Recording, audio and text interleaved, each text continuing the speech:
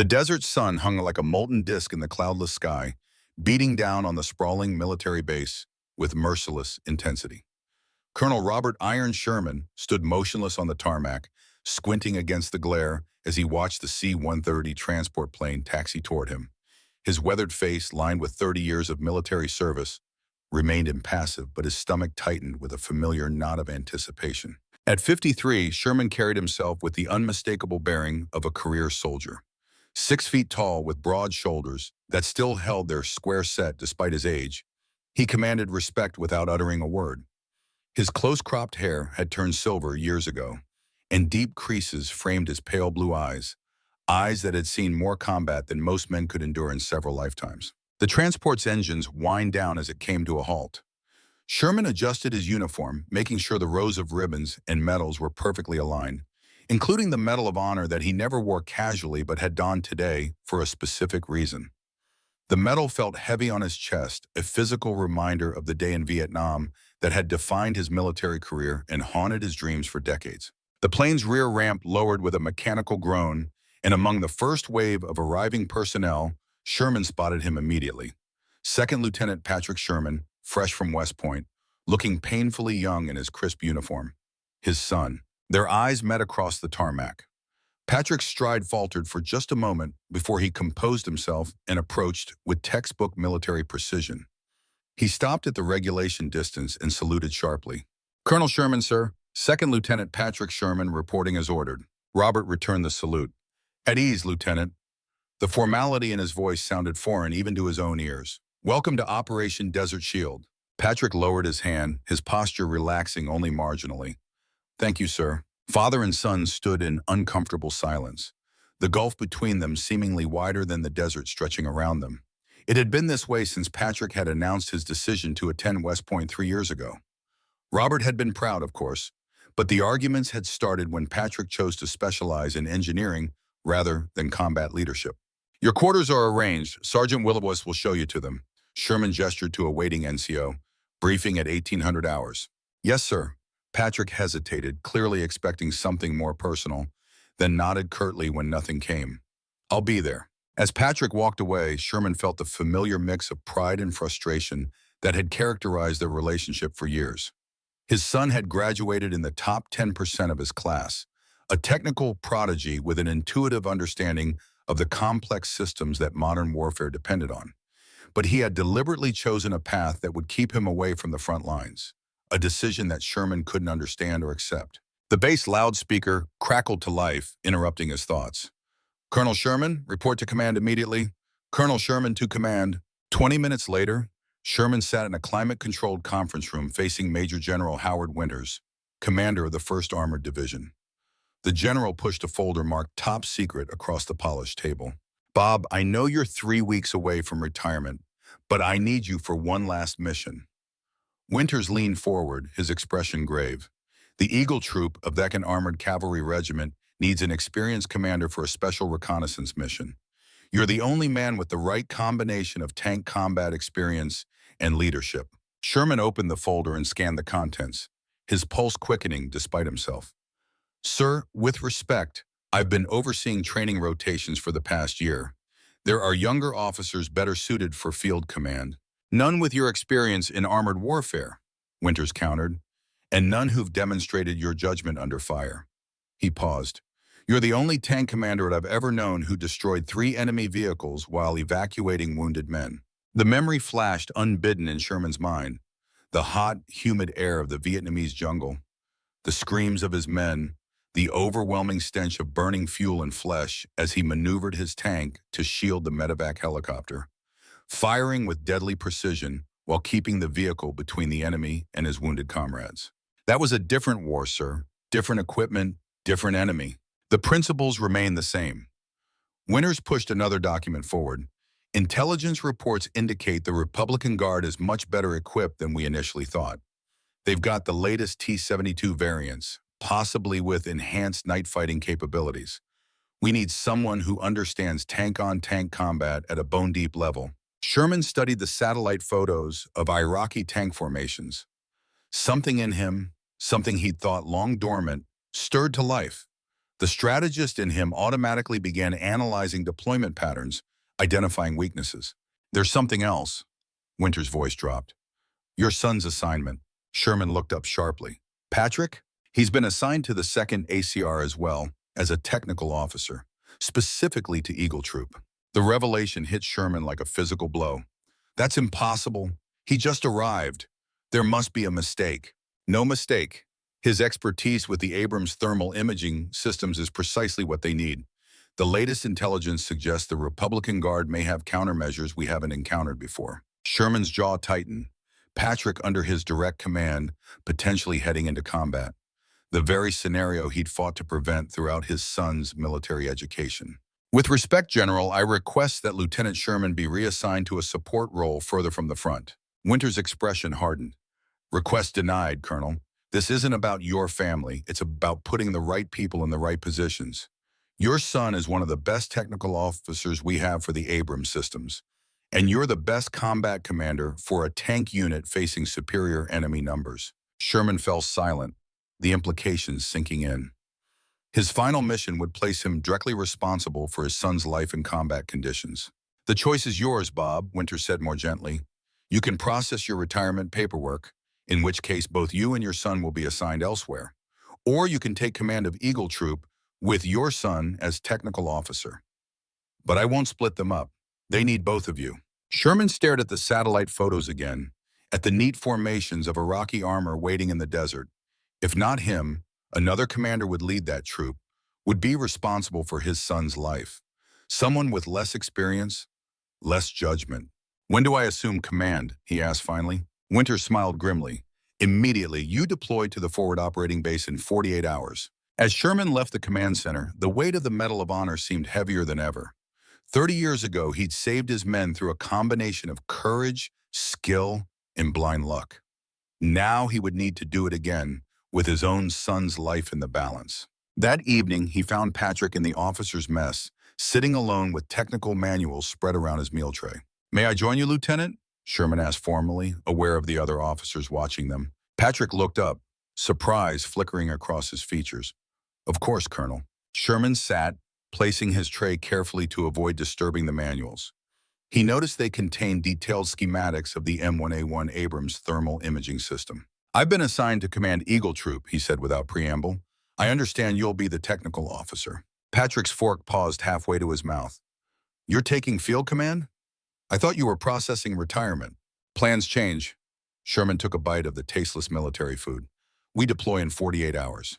Patrick closed the manual slowly. Does Mom know? The question caught Sherman off guard. Lisa had been preparing for his retirement for months, making plans for their first real life together after 3 decades of deployments, training rotations, and separations. I'll call her tonight. He met his son's gaze directly. This mission is classified. Eagle Troop will be conducting reconnaissance deep in Iraqi territory once the ground war begins. Reconnaissance in force, Patrick translated, his expression unreadable. Not just observing, but engaging. Sherman nodded, impressed despite himself with his son's quick understanding. If necessary, yes. Is that why you're here? To tell me you tried to get me reassigned but couldn't? The direct question, spoken quietly but with unmistakable tension, made Sherman sit back. Would you want that? Patrick's jaw tightened in a way that reminded Sherman painfully of himself. No, sir, I wouldn't. I trained for this. I'm qualified for this position. You trained as a technical officer, not a combat leader. Every officer is a potential combat leader. That's what they taught us at West Point. Patrick leaned forward slightly. Or does that only apply to infantry and armor officers? Sherman recognized the familiar argument brewing and changed tactics. Tell me about these. He gestured to the manuals. What are you studying specifically? The diversion worked. Patrick's expression shifted from defensive to engaged as he opened one of the manuals. I'm reviewing the thermal imaging system's vulnerabilities to countermeasures. Intelligence suggests the Iraqis may have acquired Soviet smoke systems designed to block infrared signatures. For the next 20 minutes, Sherman listened as his son explained the technical details, impressed by the depth of his knowledge. This wasn't memorized information, but a genuine understanding of the systems. The key, Patrick concluded, is that we need to adjust the calibration for desert conditions, especially during sandstorms. The standard settings were designed for European terrain. You've actually made these adjustments yourself? Sherman asked. Yes, sir. During my technical rotation last year, I've logged over 200 hours on Abrams systems in various conditions. Sherman nodded slowly, a new respect forming. That knowledge could be crucial. An uncomfortable silence fell between them. Finally, Patrick asked the question Sherman had been dreading. Are you taking this command because of me? To protect me? Sherman considered lying, but something in his son's direct gaze demanded honesty. Partly, but also because it's the right mission. These men deserve an experienced commander. I don't need protection, Patrick said quietly. I need the chance to do my job, the same as any other officer. And you'll have it. Sherman stood, gathering his tray. Briefing at 0600 tomorrow. We'll review the entire technical package for the mission. As he walked away, Sherman felt the weight of command settling onto his shoulders once again. 30 years of military service should have prepared him for any mission. But nothing had prepared him for commanding a unit that included his own son, particularly when that son had spent years trying to forge an identity separate from his father's shadow. Chapter 2. Iron Men. Dawn broke over the desert training ground in a spectacular display of crimson and gold, the early light catching the metal hulls of the M1A1 Abrams tanks arranged in perfect formation. Sherman stood atop the command tank, surveying his new unit with critical eyes. Eagle Troop consisted of 9 Abrams main battle tanks and 12 Bradley fighting vehicles, a formidable concentration of American firepower. The men were already at work, performing pre-deployment checks with the practiced efficiency that spoke of thorough training. Sherman's arrival the previous day had been met with a mixture of curiosity and respect. His reputation had preceded him, stories of his actions in Vietnam passing through the military grapevine over the decades, growing more legendary with each retelling. The younger soldiers regarded him with something approaching awe, while the older NCOs showed the reserved judgment of men who had seen commanders come and go.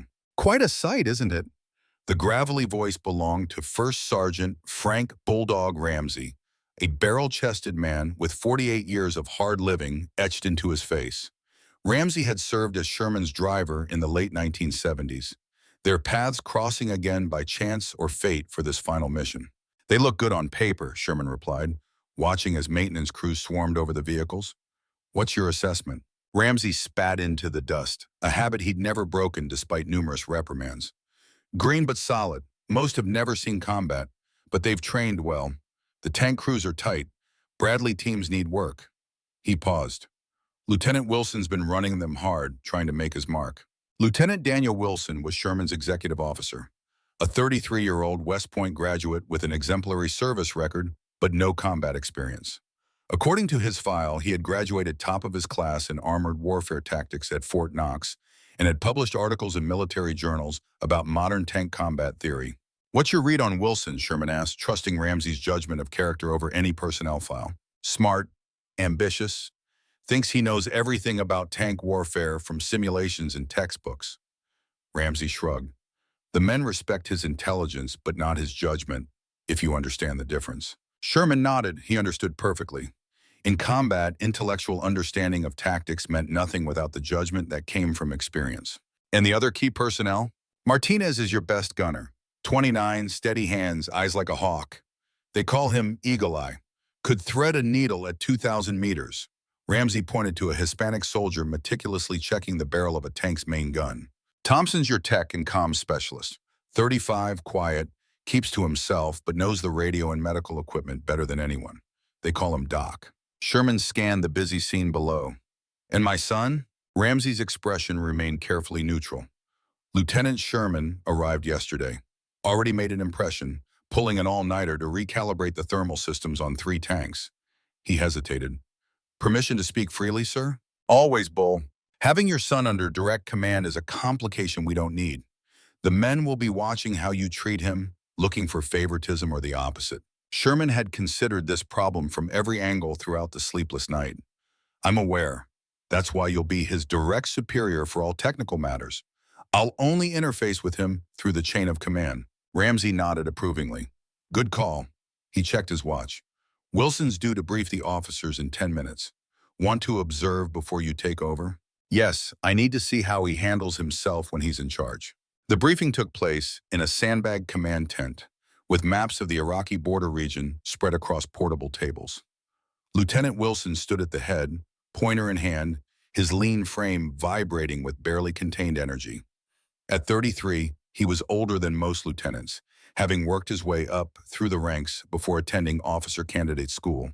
The Iraqi defensive positions are arranged in 3 lines, Wilson was saying as Sherman entered silently and took a seat at the back. The first consists primarily of conscripts with minimal training, expected to surrender quickly. The second line has regular Army units with moderate training. It's the third line that concerns us. He pointed to red markings on the map. The Republican Guard, specifically the Tawakalna Division. Elite troops with the best equipment Iraq possesses. Latest intelligence suggests they have the upgraded T-72M1 model with enhanced gun stabilization. Wilson moved his pointer to a blue line marked on the map. Our mission, once the ground war commences, is to advance to this position, designated phase line bullet, and conduct reconnaissance. We are to identify enemy positions, strengthen equipment, then allow the main force to bypass us and engage. Patrick sat among the other junior officers, attention fixed on the map, occasionally making notes. He seemed comfortable in this environment of technical briefings and strategic planning, more so than Sherman had ever seen him in family settings. Questions? Wilson asked, concluding his presentation. A hand rose. Sir, what's our protocol if we encounter Republican Guard units before reaching phase line bullet? Wilson's answer was immediate and by the book. We engage only if necessary for self-preservation. Our primary mission is reconnaissance, not direct combat. Sherman studied the map from his position, noting that the terrain between the border and phase line bullet included several areas ideal for ambush. The plan assumed Iraqi forces would remain in their prepared defensive positions, a dangerous assumption given the Republican Guard's training. After the briefing dispersed, Sherman approached Wilson, who snapped to attention. Colonel Sherman, sir, I wasn't informed you'd be attending. At ease, Lieutenant. Informative briefing. Sherman gestured to the map. I'd like your assessment of these terrain features. He pointed to the areas he'd identified as potential ambush points. Wilson studied them with genuine interest. Potential concealment areas for enemy armor, sir. I've factored them into our approach vectors. And if the Republican Guard has forward elements positioned here rather than at their main defensive line? Wilson considered this question seriously. We'd need to modify our formation to lead with additional Bradley reconnaissance elements. The problem is that would slow our advance significantly. Sometimes slow is fast, Lieutenant. Wilson looked momentarily confused, then understanding dawned. You mean sometimes taking time for proper reconnaissance prevents delays from unexpected combat? Sherman nodded, pleased with the quick comprehension. Exactly. I'd like you to develop an alternative approach plan, accounting for forward Republican Guard elements. Yes, sir. Wilson hesitated. Colonel, may I speak candidly? Go ahead. I've studied your combat record extensively, particularly your actions in Vietnam. Your tactical innovations with armored cavalry and jungle terrain are still taught at West Point. The younger officer spoke with genuine admiration. Having you take command for this mission is an honor, but I want to assure you that Eagle Troop is prepared and capable. Sherman recognized the underlying message. Don't think we need babysitting because we haven't seen combat. I appreciate your confidence, Lieutenant. My role isn't to replace your leadership, but to augment it with experience. He gestured to the map again. Experience tells me that elite enemy units rarely behave exactly as intelligence predicts. Wilson accepted the gentle correction gracefully. Understood, sir. I'll have the alternative plan ready by 1600 hours. After Wilson departed, Sherman spent time studying the detailed topographical maps of their planned route.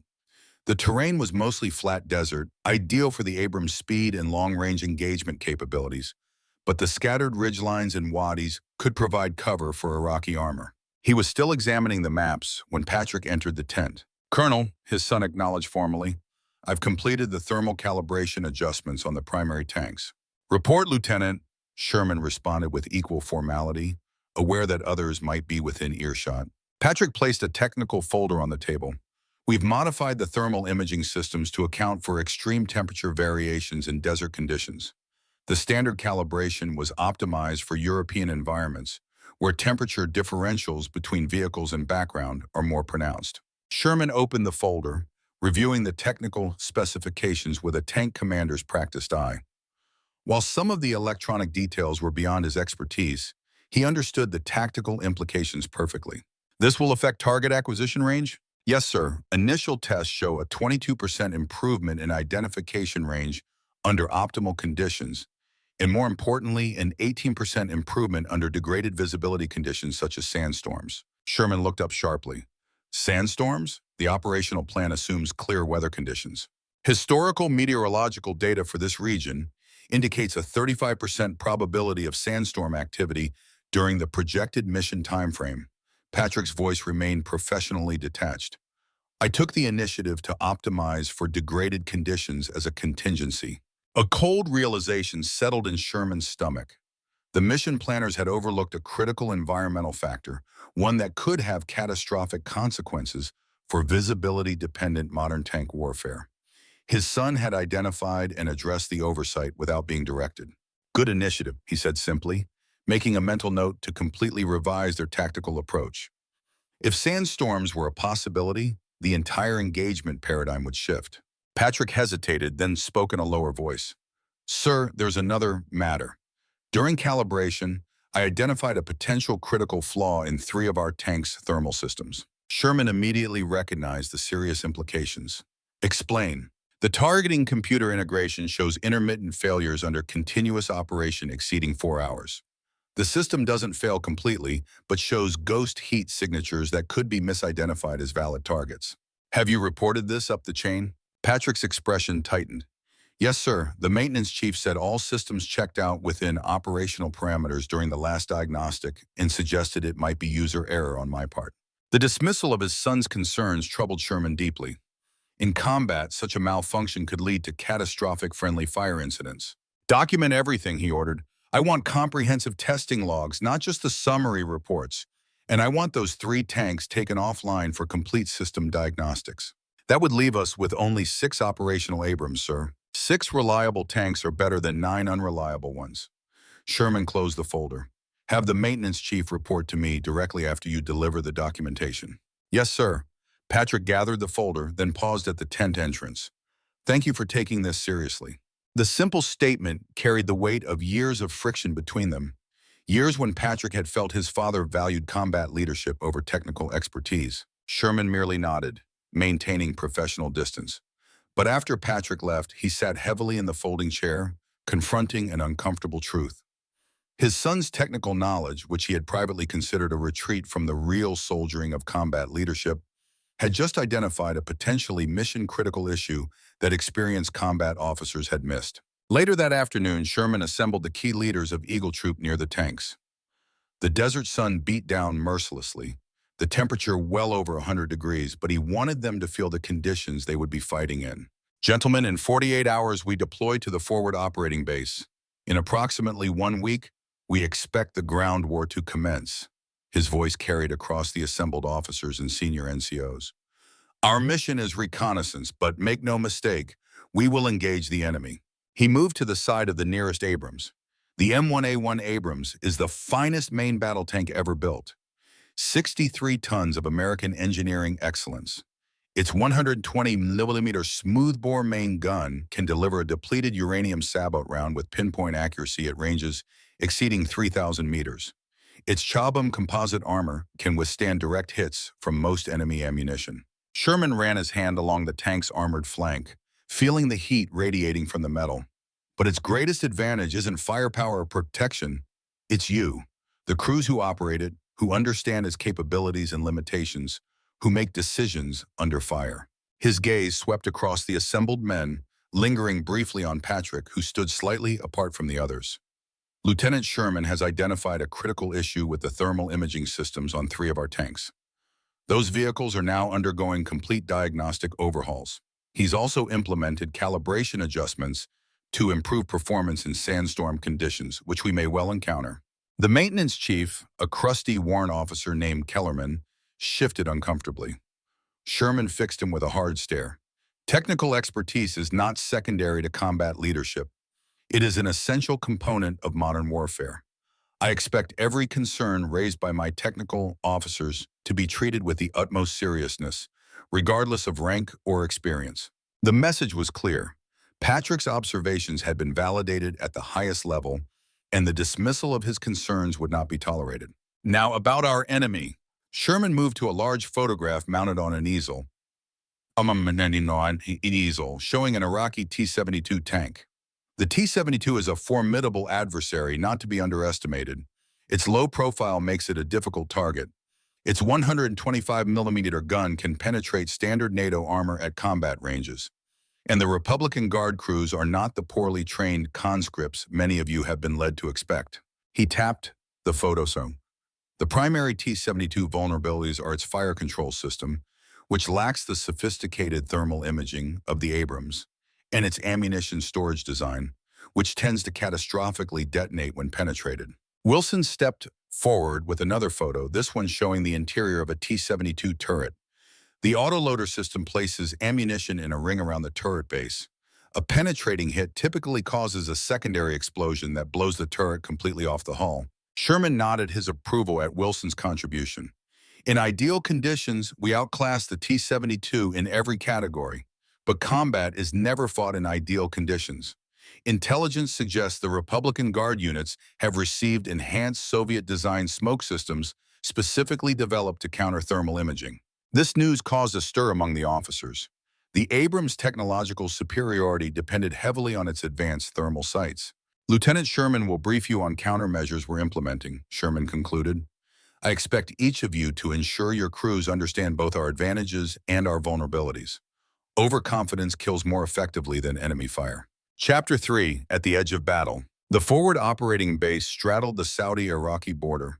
Like a metal beast crouched to spring, a sprawling complex of tents, vehicles, and fortifications stretching across the barren landscape. Eagle Troop had arrived 2 days earlier, joining the massive buildup of American and coalition forces preparing for the ground offensive. Sherman stood at the perimeter, watching the sunrise through binoculars, studying the terrain they would soon be traversing.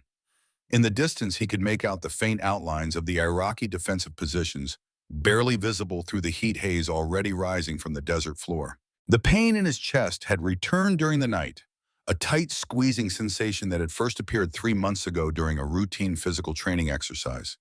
The base doctor had diagnosed stress and prescribed medication, but Sherman suspected it might be something more serious. He'd been taking the pills discreetly, telling no one, not even Lisa. A heart condition would mean immediate removal from command, something he couldn't risk now, not with Patrick's life and the lives of all these men depending on his leadership. Beautiful, isn't it? The voice belonged to Lieutenant Wilson, who approached carrying 2 steaming cups of coffee. He offered one to Sherman, in a desolate sort of way. Sherman accepted the coffee with a nod of thanks. Terrain looks different in wartime. You stop seeing the beauty and start seeing cover, firing positions, avenues of approach. Wilson studied the landscape with fresh eyes. I see what you mean. Those ridgelines to the northeast would make excellent hull-down positions for defenders. Good observation, Sherman approved. The Iraqis know it too. Intelligence confirms they've pre-sighted artillery on those positions. They stood in companionable silence, watching the sun rise higher, the temperature climbing with it. Sherman had come to appreciate Wilson over the past days, recognizing in him a keen tactical mind hampered only by lack of combat experience. The younger officer absorbed Sherman's guidance eagerly, adapting his theoretical knowledge to the veteran's practical insights. Latest intelligence briefing came in last night, Wilson said finally, his tone carefully neutral. Satellite imagery shows Republican Guard units forward of their expected positions. Tawakalna division elements have been identified here. He pointed to an area much closer to the border than their original intelligence had indicated. Sherman processed this unwelcome news. Directly in our planned approach route. Yes, sir, and there's more. Wilson hesitated. Communications intercepts suggest they've received new equipment within the last week. The analysts believe it may be enhanced night vision capability, possibly Soviet export versions of their latest systems. This development threatened to negate one of the Abrams' key advantages, superior night fighting capability through thermal imaging. Sherman's mind raced through the tactical implications. Have you shared this with the technical team? Wilson nodded. Lieutenant Sherman is already working on countermeasures. He believes we can modify our thermal signature by adjusting the engine cooling system. Sherman made a mental note to review his son's proposals. If the Republican Guard truly had enhanced night vision, they would need every advantage they could create. There's something else, sir. Wilson's voice dropped. I wasn't supposed to overhear this, but the communications officer was discussing a message from division headquarters. Apparently, your medical records were flagged during a routine review. Sherman's body tensed. Explain. Something about abnormal results from your last physical. Division surgeon is requesting an immediate evaluation before the ground offensive. The news struck Sherman like a physical blow. If he was forced to undergo a thorough medical examination now, they would certainly discover his heart condition and relieve him of command. Thank you for the information, Lieutenant. He kept his voice steady with effort. I'll address it through the proper channels. Wilson seemed about to say more, then thought better of it, respecting his commander's privacy. Yes, sir. Morning briefing in 30 minutes. After Wilson departed, Sherman remained at the perimeter, weighing his options. The ethical course would be to report for the medical evaluation. But that would mean abandoning his men on the eve of combat, leaving them under the command of someone with no battle experience. The memory of Carlos Martinez's sacrifice flashed in his mind again. Would he dishonor that sacrifice by placing his own medical concerns above the welfare of his unit, above his son's safety? The pain in his chest twinged again, as if to remind him of the stakes. Sherman took a pill from the bottle he kept in his pocket, swallowing it dry, his decision made. He would remain in command until the mission was complete. Only then would he address whatever was happening with his heart. The command tent buzzed with activity when Sherman arrived for the morning briefing. Maps and satellite imagery covered the tables, and senior NCOs huddled with officers reviewing the latest intelligence. Patrick stood with the technical team, engaged in intense discussion over a schematic of the Abrams engine cooling system. "Attention!" Wilson called, and the tent snapped to order as Sherman entered. "As you were," he said, moving to the main map table. "Lieutenant Wilson, proceed with the briefing."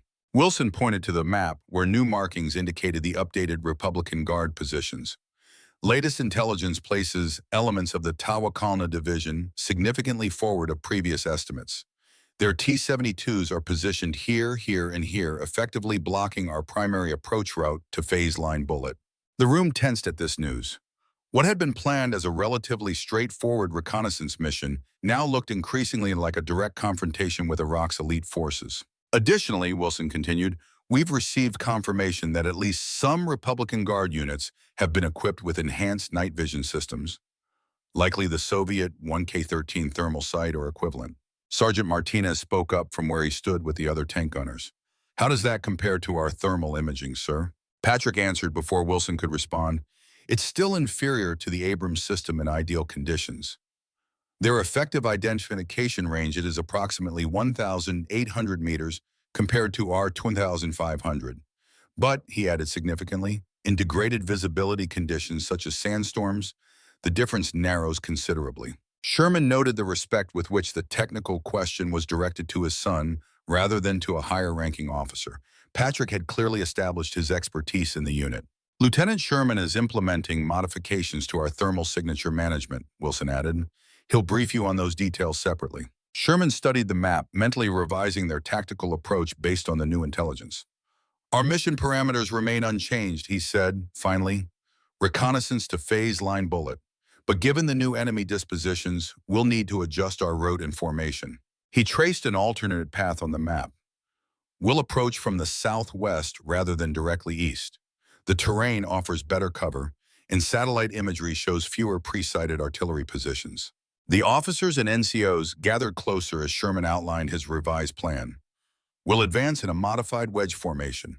Bradley's on the flanks for wider reconnaissance coverage, Abrams in the center for maximum firepower concentration if we encounter heavy resistance. Sherman found himself approached by the battalion surgeon, Major Hendricks, a serious woman in her 40s with prematurely gray hair. "Colonel, I need to speak with you privately," she said, her tone making it clear this wasn't a routine matter. In the privacy of a small side tent, she came directly to the point. "Division headquarters has flagged your medical file. You're due for an immediate cardiac evaluation before being cleared for combat operations." Sherman had prepared for this confrontation.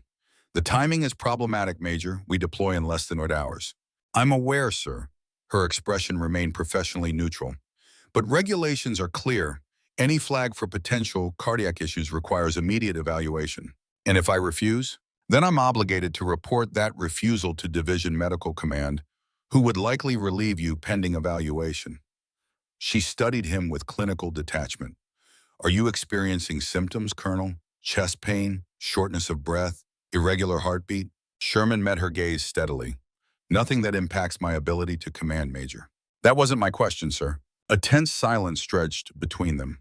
Sherman weighed his options, knowing that a direct lie to a medical officer could have serious consequences beyond just his own health. I've experienced some chest discomfort, he admitted finally.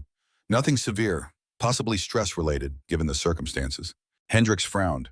When did it start? How frequently does it occur? Occasionally over the past 3 months, more frequently in the last week. Sherman leaned forward. Major, I understand your concerns, but these men need experienced leadership for this mission. Lieutenant Wilson is an excellent officer, but has never seen combat. I have. And if you have a cardiac event during the operation, she challenged, how does that help your men? The question struck home, forcing Sherman to confront the selfishness, potentially mixed with his sense of duty. I propose a compromise, he said after a moment's thought. Run whatever tests you can perform here in the field. If you find conclusive evidence of a serious condition, I'll step down immediately. If not, I complete this mission, then submit to a full evaluation upon return. Outside the communications tent, Sherman nearly collided with Sergeant Martinez, who appeared to be waiting for him. Sir, could I speak with you privately? The young NCO asked, his expression serious. Sherman led him to a quiet spot away from the busy center of camp. What's on your mind, Sergeant? Martinez seemed to struggle with his words, unusual for the normally composed gunner. Sir, I know who you are, that you were my father's commander in Vietnam. The statement, delivered without preamble, caught Sherman completely off guard. According to Ramsey, Martinez had not known this connection. I see, he managed, studying the young man's face for signs of anger or accusation. May I ask how you found out? Sergeant Ramsey told me, sir. Said I should hear it from him before we go into combat, in case... Martinez left the implication hanging. In case history repeats itself, Sherman finished the thought. Martinez nodded. He told me what really happened, how my father saved you and the rest of the crew, how you pulled him out even though it was too late. Sherman had rehearsed this conversation in his mind many times over the years, imagining someday meeting Carlos's son, explaining the events of that terrible day. But now that the moment had arrived, words failed him. Your father was the bravest man I ever served with, he said finally. I've carried the weight of his sacrifice every day since. Martinez's expression remained carefully neutral, giving nothing away. My mother always said he died doing exactly what he would have chosen to do, saving his brothers in arms. She was right. Sherman felt a tightness in his throat that had nothing to do with his heart condition. Carlos always put others before himself, in life and in death. I wanted you to know something, sir. Martinez straightened, almost coming to attention. I requested assignment to Eagle Troop when I heard you were taking command. Not out of anger or to confront you, but because my father trusted you with his life. That means something to me. The revelation stunned Sherman. Rather than blaming him for his father's death, Martinez had deliberately sought to serve under his command, a profound vote of confidence he had done nothing to earn. I don't know what to say, Sergeant. Nothing to say, sir. Just wanted you to know where I stand before we cross the border. Martinez hesitated, then added, and I wanted to ask you something about that day. Anything, Sherman promised. Was he afraid at the end? The question pierced straight to Sherman's heart. He thought back to Carlos's face in those final moments, to the look in his eyes as he shoved his commander towards safety. No, he answered truthfully. He wasn't afraid. He was determined, focused.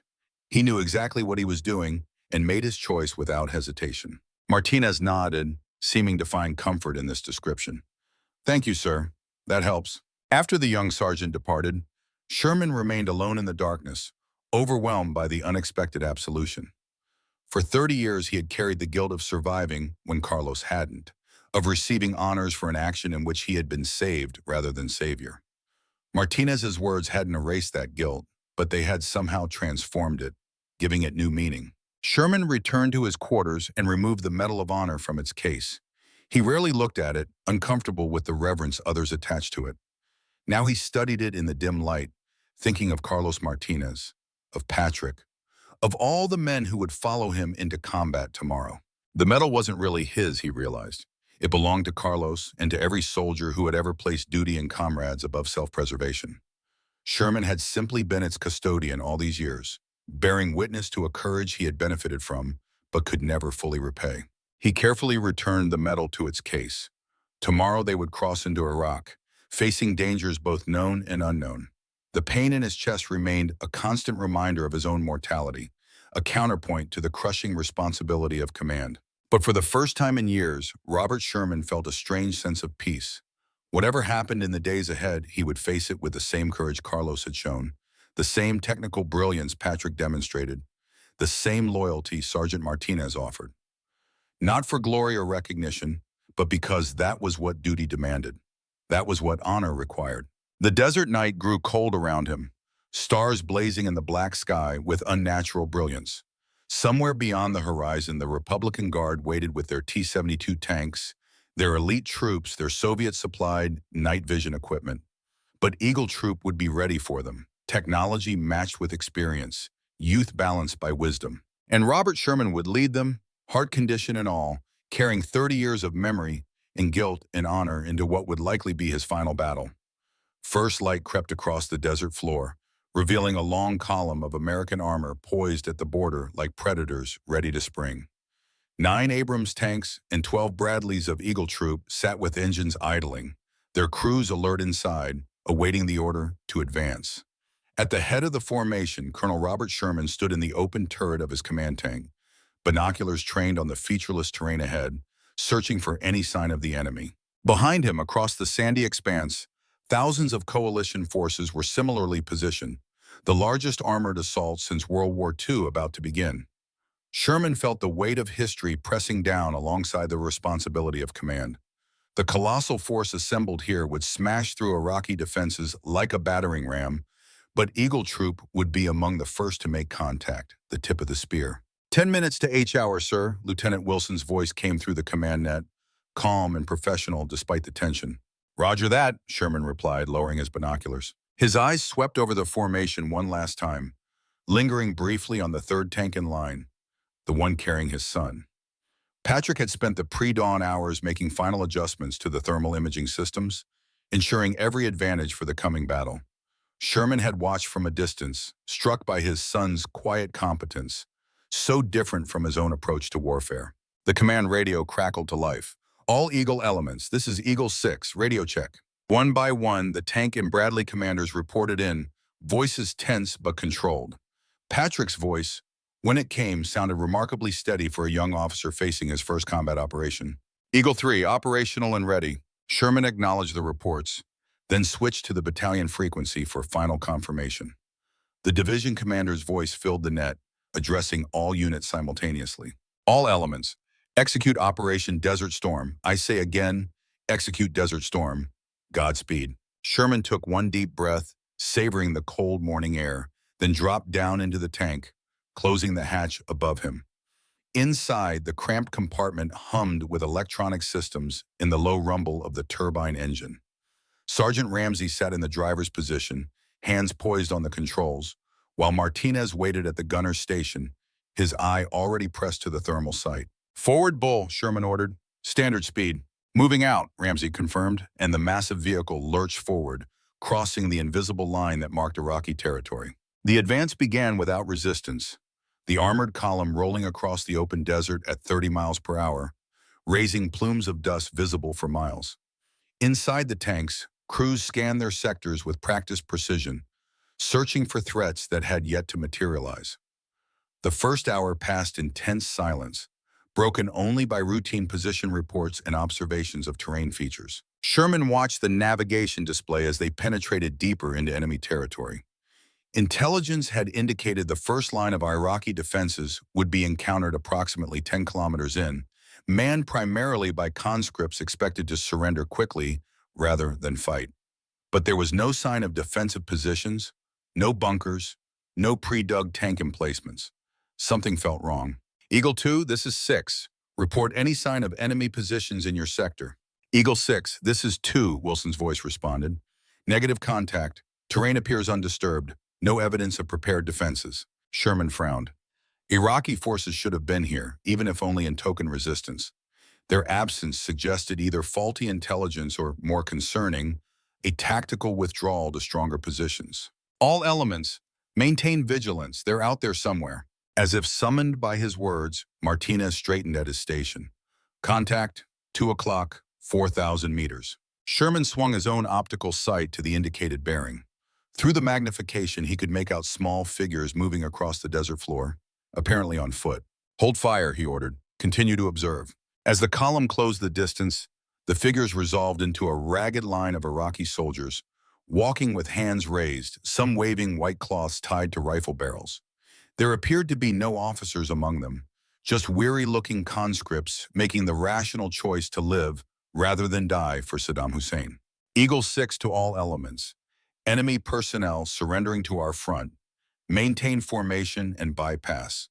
Bradley's 4 and 5 detach and process prisoners according to protocol. The column split smoothly, the designated Bradley fighting vehicles breaking off to handle the surrendering Iraqis while the main force continued its advance. Sherman watched as the enemy soldiers, looking almost relieved, were efficiently disarmed and secured by American troops. That was easy, Martinez commented, eyes never leaving his sight. Too easy, Sherman replied. Those men were abandoned by their officers, left to surrender or die. The pattern repeated itself throughout the morning. Small groups of Iraqi soldiers appearing from hiding places, surrendering without resistance, occasionally pointing the way toward larger concentrations of their comrades eager to give up. By noon, Eagle Troop had accepted the surrender of over 200 enemy personnel without firing a shot. Sherman ordered a brief halt to refuel and rearm, using the time to confer with his officers in the shelter of his command tank. Wilson, Patrick, and the Bradley commanders gathered around a small, tactical map spread across the tank's turret. We've advanced 30 kilometers without significant resistance, Sherman summarized, marking their position on the map. The first line of Iraqi defenses has essentially collapsed. Sir, the prisoners are saying Republican Guard units pulled back 3 days ago, Wilson reported. They were left with orders to delay us, but their officers disappeared during the night. Patrick studied the map thoughtfully. If the Republican Guard has withdrawn to prepared positions here, he pointed to an area near the 73 Easting Line. They'll have integrated defensive works, pre-sighted artillery, and optimal fields of fire. Sherman nodded, impressed once again by his son's tactical awareness. They're conceding territory to make us overextend, then planning to counterattack when conditions favor them. Wilson traced the terrain features on the map. Latest meteorological report shows increasing wind from the southwest. Potential sandstorm developing in the next 12 to 24 hours. Perfect conditions for an ambush, Sherman concluded. The Iraqis know we depend on our technological edge. A sandstorm would level the playing field. He looked at Patrick. How effective are your thermal modifications in actual sandstorm conditions? They'll help, sir, but visibility will still be significantly degraded. Effective identification range might drop to 800 meters or less. Sherman considered this. 800 meters in combat conditions was dangerously close for tank warfare, well within the lethal range of the T-72's main gun. We continue the advance, he decided, but modify formation to echelon right, Bradley's forward on the flanks for early warning. We maintain communications discipline and reduce intervals between vehicles to ensure visual contact if electronics are compromised by the weather. As they prepared to resume the advance, Sherman pulled Patrick aside, careful to keep the conversation professional in front of the others. Lieutenant, I need your assessment of our thermal vulnerabilities if we encounter active countermeasures in addition to weather degradation. Patrick's expression remained composed, but his eyes betrayed concern. Sir, intelligence indicates the Republican Guard may have acquired Soviet TSHU-1 thermal suppression systems. Combined with sandstorm conditions, our targeting efficiency could drop below 40% for targets beyond 600 meters. The implications were sobering. Republican Guard tank crews might be able to engage the American forces before being detected, negating the usual overwhelming advantage enjoyed by the Abrams. Recommendations? Sherman asked, trusting his son's technical judgment without reservation now. We should operate in continuous tracking mode rather than search mode, sir. It consumes more power but provides better discrimination against countermeasures. I've prepared software modifications that can be uploaded to each tank's fire control computer. Sherman nodded. Make it happen, Lieutenant. Priority implementation. As Patrick moved to carry out the order, Sherman felt a twinge in his chest, the familiar tightness that had been his unwelcome companion since arriving in theater. He discreetly swallowed one of his pills, washing it down with lukewarm water from his canteen. Wilson approached, observing the exchange with Patrick. "He knows his stuff," the lieutenant commented. "The men are starting to call him Ghost Hunter because of his work on the thermal systems." Sherman permitted himself a small smile. Military nicknames are earned, not given. Seems he's earning his. The column resumed its advance through the afternoon, maintaining a steady pace across the increasingly barren landscape. The terrain had changed subtly, flatter now with fewer undulations, offering less natural cover for either defender or attacker. The perfect killing ground, Sherman thought grimly. The Republican Guard would have selected their defensive positions with care, maximizing their advantages. Around mid-afternoon, the wind began to strengthen, blowing steadily from the southwest. Fine particles of sand swirled across the desert floor, collecting against the tracks of the armored vehicles and gradually reducing visibility. Sherman ordered the column to tighten formation, reducing the gaps between vehicles to ensure visual contact could be maintained if conditions worsened. "Eagle 6, this is Eagle 5, came a transmission from one of the forward Bradleys.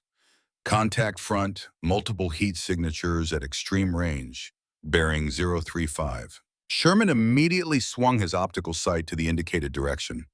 Through the increasingly dusty air, he could just make out faint silhouettes on the horizon, the unmistakable low profile of tanks in hull-down positions. "Range to target?" he demanded. 3,800 meters, sir," came the reply. "Too far for positive identification with current visibility." "Hold position," Sherman ordered. "All elements, hold position." He studied the distant shapes carefully. The T-72 and the Abrams had distinctly different silhouettes, but at this range and in these conditions, misidentification was a real possibility.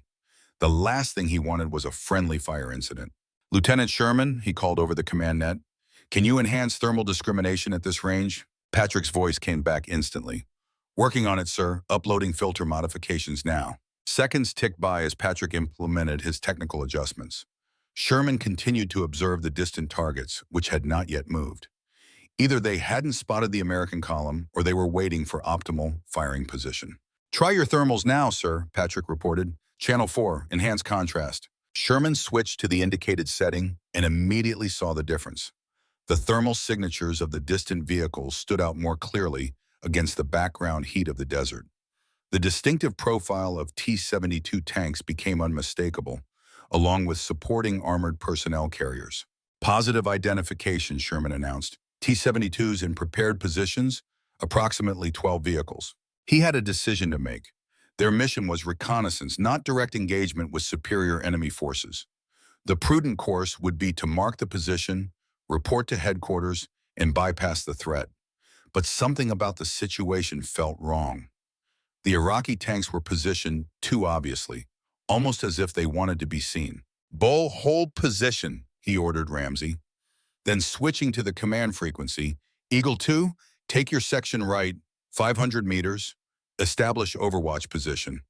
Eagle 3 and 4, maintain current position.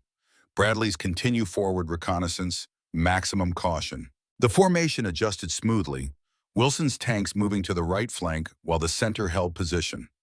The Bradleys advanced cautiously, using the minimal available terrain features for concealment. "Eagle 6, this is Scout 3, came a transmission from one of the forward Bradleys. "Movement detected, 3 o'clock, 2 kilometers. Vehicle signatures moving north to south." Sherman switched his view to the indicated sector. More Iraqi armor, this time on the move, apparently attempting to flank the American position from the east. The trap was being sprung. "All Eagles be advised, enemy attempting to encircle from the east. Prepare to engage." He was about to issue further orders when Martinez suddenly straightened at his gunner's station. "Sir, ground disturbance to our front, multiple locations." Sherman looked through his own sight and felt his blood run cold. Across the desert floor, circular hatches were opening in what had appeared to be featureless terrain, revealing the muzzles of heavy weapons. The Iraqis had constructed concealed bunkers directly in the path of the American advance, invisible until now. "All Eagles, enemy bunkers front, evasive action." The warning came just as the first Iraqi rounds streaked across the intervening space. Explosions erupted around the American vehicles as artillery and anti-tank weapons opened fire simultaneously. The carefully prepared ambush was now fully in play. Sherman felt his command tank lurch as Ramsey immediately executed a practiced evasive maneuver. moving at an angle to present the strongest armor to the incoming fire while Martinez traversed the turret to acquire targets. Eagle 3, target bunker complex 2 o'clock, heat round, Sherman ordered, designating Patrick's tank to engage the nearest threat. Eagle 3, engaging, came Patrick's steady response, followed seconds later by the distinctive thunder of the Abrams main gun.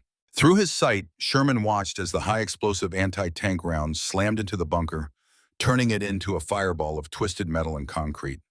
One threat eliminated, but many more remained. All tanks engage bunkers with heat. Bradleys provide suppressing fire on infantry positions. The American response was immediate and overwhelming.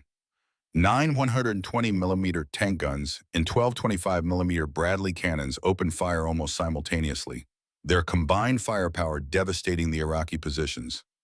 Bunkers exploded, troop concentrations scattered, and several T-72s brewing up in spectacular secondary explosions as their ammunition stores detonated. But the Iraqis had planned this engagement carefully. Even as the forward bunkers were being destroyed, the flanking force of T-72s emerged from a shallow wadi, presenting a new threat to the American formation. And now the wind was picking up dramatically, the swirling sand beginning to obscure visual contact between vehicles. Eagle 2, enemy armor right flank, 1,000 meters and closing, Sherman warned Wilson's section. Engage at will. Roger that, Wilson acknowledged. Eagles 7 through 9, targeting enemy armor, sabot rounds. The distinctive crack of depleted uranium penetrators leaving the Abrams gun tubes cut through the growing storm as Wilson's section engaged the flanking Iraqi tanks. 2 T-72s erupted in flames immediately, their turrets blown completely off the hull by catastrophic ammunition detonations. The others returned fire, their rounds falling short or glancing harmlessly off the superior American armor. Sherman watched the tactical display as the battle unfolded around him. The Iraqi plan had been clever, using an obvious tank formation as bait to draw the Americans into the hidden bunker complex, while simultaneously moving to encircle with mobile forces. Against a less experienced commander, it might have worked, but the quick reactions of Eagle Troop had turned the ambush into a devastating defeat for the Iraqis. As the last bunker was silenced and the remaining T-72s withdrew into the growing sandstorm, Sherman ordered a consolidation of forces and damage assessment. Miraculously, none of the American vehicles had been destroyed, though 2 Bradleys had sustained minor damage from near misses. All Eagles, form defensive perimeter, maintain maximum alert, Sherman instructed. This was just the first wave. Their main force is still out there. As if to punctuate his warning, the sandstorm arrived in earnest, visibility dropping from kilometers to mere meters in minutes. The howling wind drove particles of sand against the armored vehicles with increasing ferocity, forcing hatches closed and limiting movement to essential operations only. Inside his command tank, Sherman studied the tactical map, updating it with known enemy positions and plotting their next move. The storm might provide cover for a renewed Iraqi attack, or it might offer the Americans an opportunity to advance undetected. Either way, the next few hours would be critical. Chapter 5. Desert Ghosts. Sir, Martinez spoke up from his station. Thermal showing multiple heat signatures approaching from the north. Bearing 015, range approximately 600 meters. Sherman tensed. Classification? Uncertain, sir. Thermal profile is inconsistent with armored vehicles. Smaller signatures, possibly dismounted infantry. Alert the perimeter, Sherman ordered. Possible enemy infantry approaching under cover of the storm. The warning was transmitted, and the defensive positions tightened. Through his own thermal sight, Sherman could now make out the approaching signatures, moving slowly but deliberately toward the American position. But something about their movement patterns seemed odd for attacking infantry. Hold fire, he instructed. Continue to track, but hold fire until positive identification. As the figures drew closer, Sherman adjusted his thermal settings using Patrick's enhanced filters. The images clarified, and what he saw made him reach for the command frequency immediately. All Eagles, hold fire. Repeat, hold fire. Civilians approaching our position. Repeat, civilians. Through the swirling sand came a line of Iraqi civilians, men and women, some carrying children, others supporting elderly companions. They moved with the desperate determination of refugees fleeing something worse than a sandstorm and foreign tanks. Eagle 6, this is 2, Wilson's voice came through. Confirmed civilian refugees approaching my position as well. Approximately 20 individuals unarmed. Sherman felt a chill that had nothing to do with the weather. Civilians fleeing through a combat zone directly into an ongoing battle during a sandstorm. They weren't just running from the fighting, they were running from something specific. "Bull, move us forward. Slow approach," Sherman instructed Ramsey. "Let's get a closer look." The massive tank crept forward through the storm until the refugees were clearly visible through the armored vision blocks. Sherman opened his hatch just enough to call out to them, the wind immediately driving stinging particles against his face. "Who's in charge here?" he shouted in English, hoping someone would understand. A middle-aged man separated from the group, approaching the tank with his hands clearly visible. To Sherman's surprise, he responded in accented but understandable English. "I am Tariq, former translator for oil company. We come from village, 5 kilometers north." He pointed back the way they had come. Republican guards there, destroying everything, killing people who refused to fight for them. Sherman absorbed this information grimly. How many guards? What equipment? Many trucks. Some tanks. They search houses, take young men. Those who resist. The man drew a finger across his throat. They say Americans coming. Everyone must fight or die as traitor. This explained the earlier pattern of surrendering Iraqi soldiers. Those who could had fled before their officers could force them into hopeless combat or execute them for cowardice. "When did they arrive at your village?" Sherman asked. "Yesterday evening. They bring many weapons, set up positions. Then your planes come, they hide equipment in village, among houses, using people as," he searched for the word, "shield. Human shields." The Republican Guard was using civilians to protect military equipment from airstrikes, a violation of every rule of warfare but entirely consistent with Saddam Hussein's tactics. "And they're killing civilians?" The man nodded grimly. "Those who cannot run, yes. Old ones, sick ones." His eyes hardened. "My parents too old to leave. They stay behind." Sherman felt the weight of the decision before him. Their mission was reconnaissance, not village liberation. Engaging Republican Guard units in a civilian area during a sandstorm was exactly the high-risk scenario his superiors would want him to avoid. But leaving civilians to be murdered as object lessons was unacceptable. He turned to Ramsey. "Get me battalion command, priority channel." The radio operator worked his equipment, but after several attempts shook his head. "No contact, sir. Storms interfering with long-range communications." Sherman wasn't surprised. The sandstorm had likely disrupted all but the shortest-range transmissions. They were on their own. "Get me Lieutenant Sherman and Lieutenant Wilson," he ordered, face to face. Minutes later, his son and his executive officer crouched in the limited shelter behind the command tank, sand-coating their uniforms despite the protective gear they wore. "Situation update," Sherman began without preamble. "Republican Guard elements are occupying a village 5 kilometers north, using civilians as human shields and executing those who won't cooperate. We've lost long-range communications due to the storm." Wilson's expression was grim. "Sir, without comms to hire, we're exceeding mission parameters if we engage." "I'm aware, Lieutenant, but I'm not prepared to leave civilians to be executed when we have the capability to intervene." Sherman turned to Patrick. "What's our operational status in these conditions?" Patrick didn't hesitate. "Thermals are functioning at approximately 60% efficiency through the storm. Good enough for target discrimination at ranges under 1,000 meters. All vehicles are combat ready." Sherman nodded, decision made. "We're going in. Wilson, your section will approach from the west, creating a diversion. My section will come in from the south. Bradleys provide perimeter security and handle enemy infantry. We target military vehicles only, maximum precision to minimize civilian casualties." "Sir," Wilson asked carefully, "are you certain? Without authorization from command?" "I'm certain, Lieutenant. Sometimes a commander has to make decisions based on the situation at hand, not the mission parameters." Sherman met Wilson's gaze steadily. "If I'm wrong, I'll accept full responsibility when we reestablish contact with headquarters." Wilson straightened. "Understood, sir. We'll be ready in 5 minutes." As the officers dispersed to prepare their units, Sherman turned back to Tariq. "We'll need information about the village layout. Where are the Republican Guard positions, and where are civilians concentrated?" The Iraqi nodded eagerly, producing a crude map drawn in the sand beneath the limited shelter of the tank. "Main road here. Guards have tanks here, here, and here."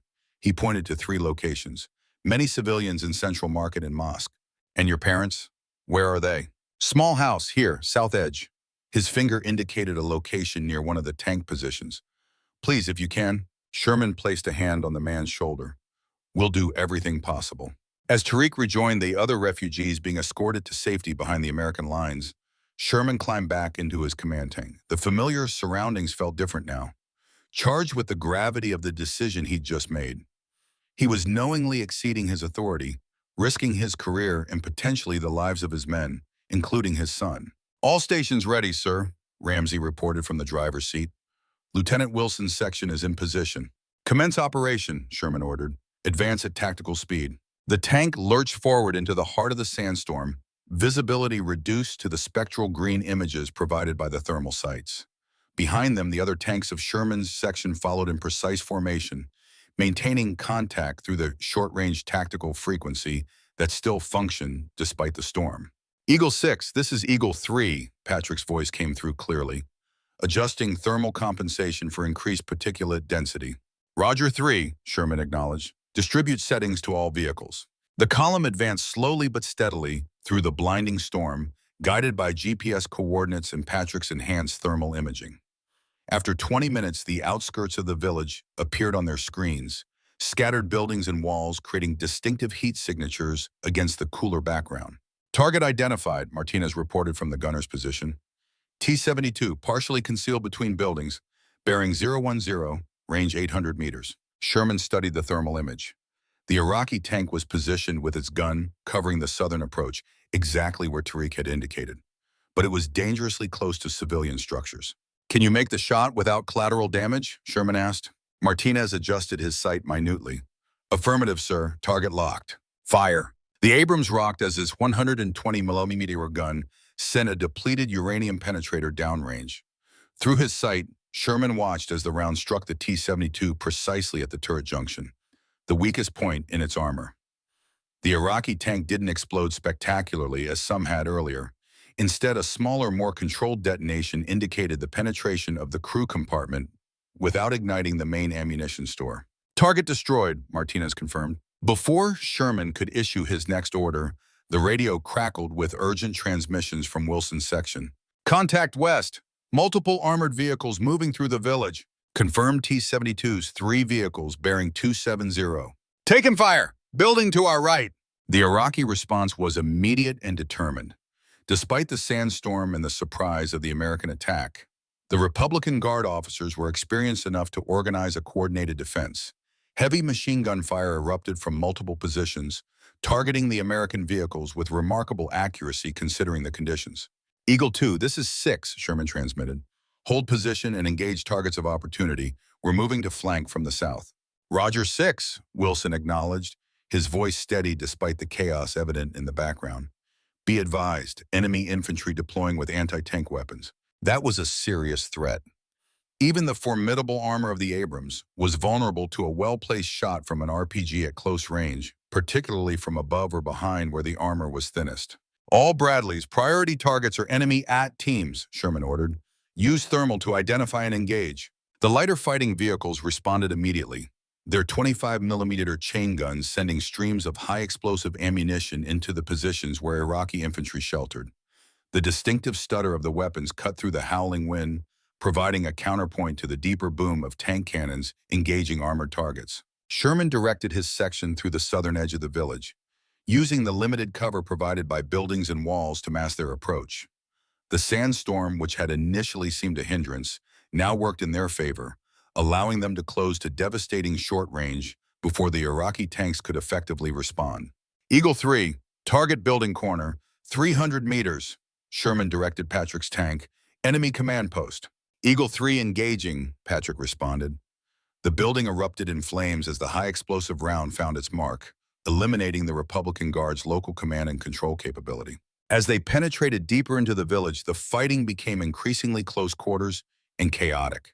The Americans had the overwhelming advantage in technology and firepower, but the Iraqis had numbers and home field advantage, knowing every alley and structure. "Sir," Martinez reported urgently, "infantry on rooftops, 10 o'clock. Sherman swiveled to see Iraqi soldiers positioning themselves on nearby buildings, RPGs and heavy machine guns being set up to target the vulnerable top armor of the American tanks. "Coax," Sherman ordered, referring to the coaxial machine gun mounted alongside the main gun. Martinez immediately opened fire with the 7.62 millimeter weapon, sweeping the roofline and forcing the Iraqis to abandon their positions. But as one threat was suppressed, others emerged. The Republican Guard had prepared this village as a defensive position, with interlocking fields of fire and pre-positioned ammunition caches. Eagle 6, this is Eagle 3, Patrick's voice came through, tense but controlled. Be advised, civilians observed in Central Market area. Enemy using them as cover for vehicle movements. Sherman grimaced. This was the scenario he'd most feared. The inability to engage legitimate military targets without risking civilian casualties.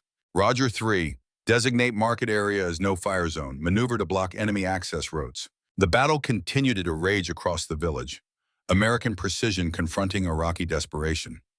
Despite the technical superiority of the Abrams, the close quarters and restricted mobility made it a far more even contest than it would have been in open desert. Sherman directed his forces with calm efficiency, constantly adjusting to the fluid battlefield conditions.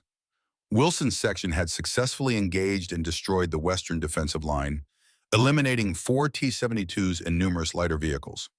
Patrick's technical expertise with the thermal systems proved invaluable, allowing target discrimination even through the worst of the storm. But as they pressed deeper into the village, resistance stiffened.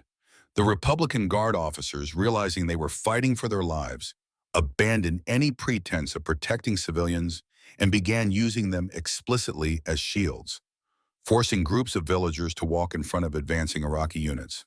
Eagle 6, this is 2, Wilson reported. Enemy using civilian shields to approach our position. Cannot engage without civilian casualties. Sherman felt cold fury rising within him. This wasn't warfare, it was murder by proxy. Eagle 2, fall back to phase line alpha, draw them away from civilian concentrations. He switched channels.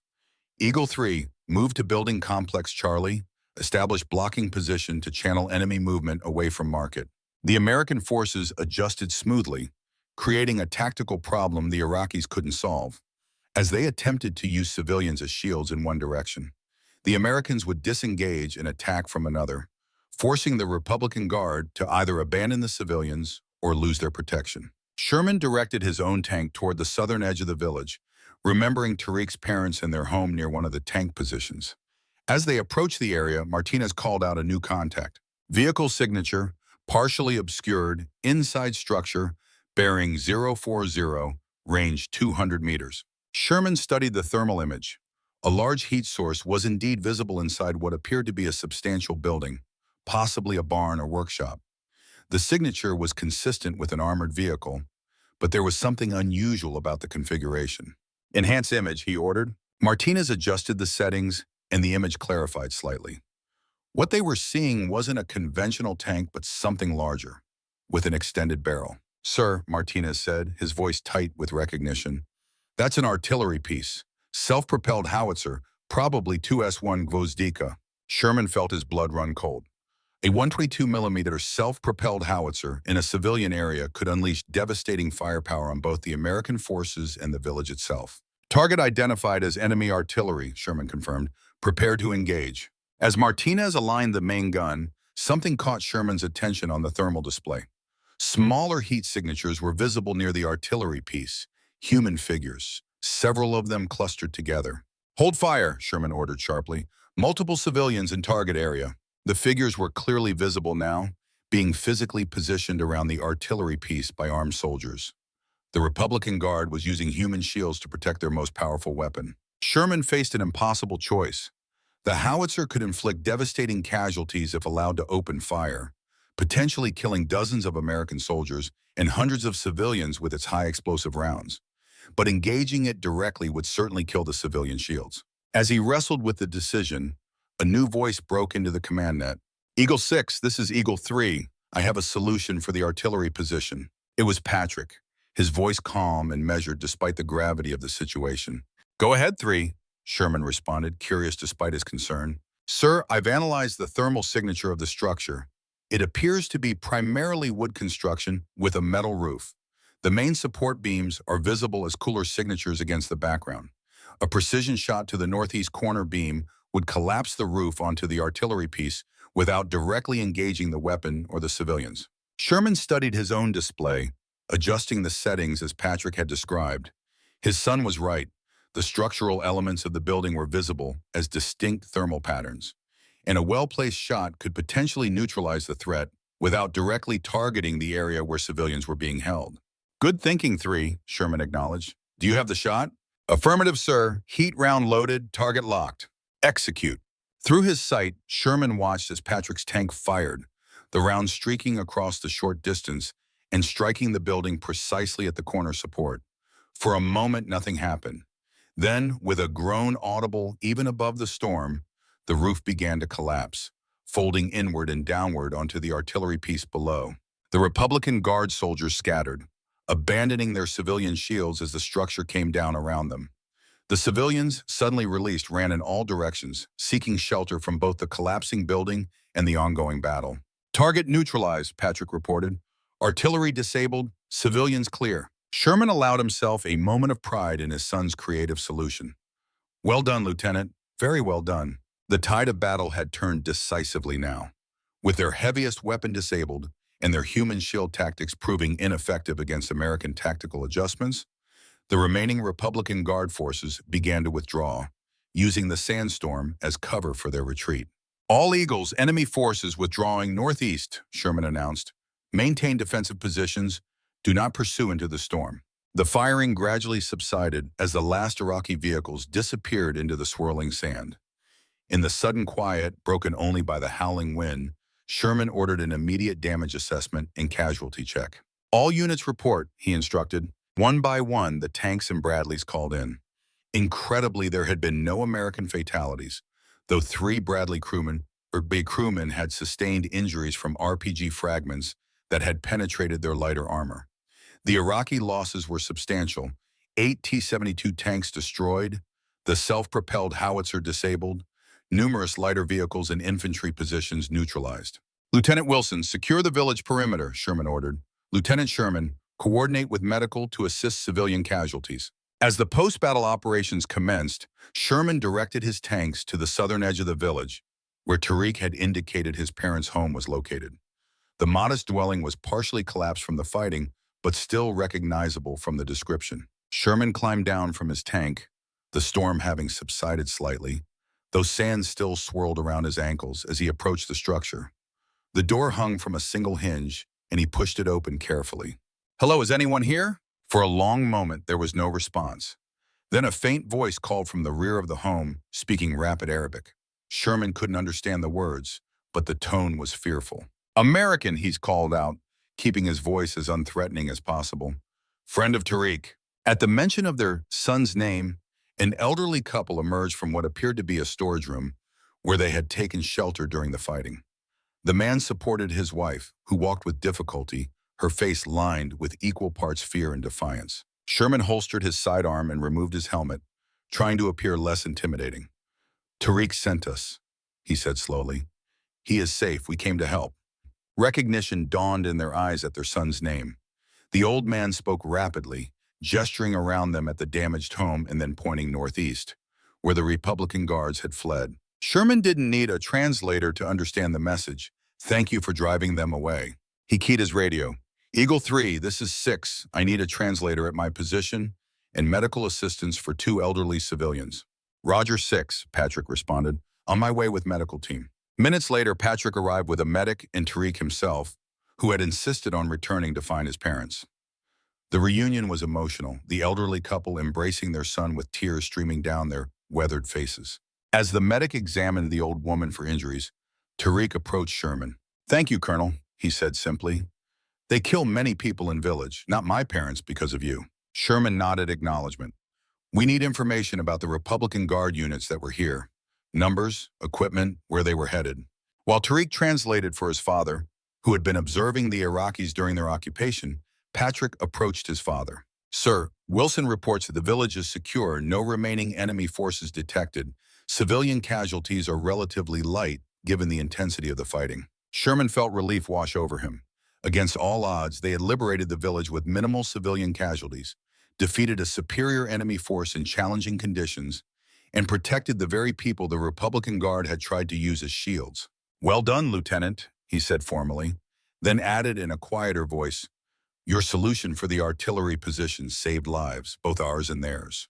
And Patrick's expression remained professionally neutral, but a flicker of pride crossed his features. Just applied the principles you taught me, sir. Identify the true center of gravity in any tactical problem. Before Sherman could respond, the familiar tightness gripped his chest again, more intense than before. He managed to maintain his composure, but must have wavered slightly because Patrick's expression immediately shifted to concern. Sir, are you all right? Sherman nodded, forcing himself to straighten. Fine, Lieutenant. Just tired. He reached casually for the pill bottle in his pocket, palming one with being obvious about it. Coordinate with Wilson on establishing a temporary command post in the village center. We'll hold position until this storm passes and communications are restored. Chapter 6. Fire and Ice. By evening, the sandstorm had begun to diminish, though visibility remained limited. Eagle Troop had established a defensive perimeter around the village, with the tanks positioned to cover all approach routes and the Bradleys conducting regular patrols to provide early warning of any enemy return. Sherman had set up a temporary command post in what had been the village school, a sturdy brick building largely undamaged by the fighting. There he conferred with Wilson and Patrick over maps and intelligence reports from the villagers.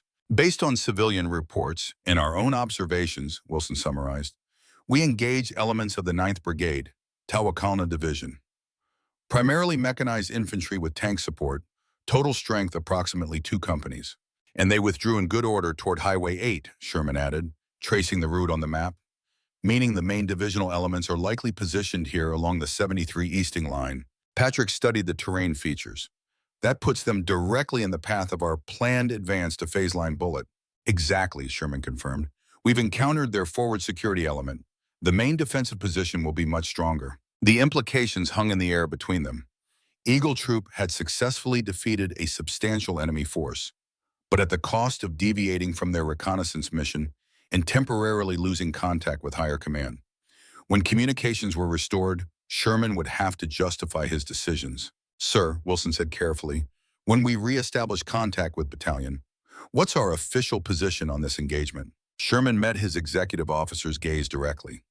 The truth, Lieutenant, we encountered enemy forces using civilians as human shields, determined that immediate action was necessary to prevent civilian casualties, and engaged the enemy successfully.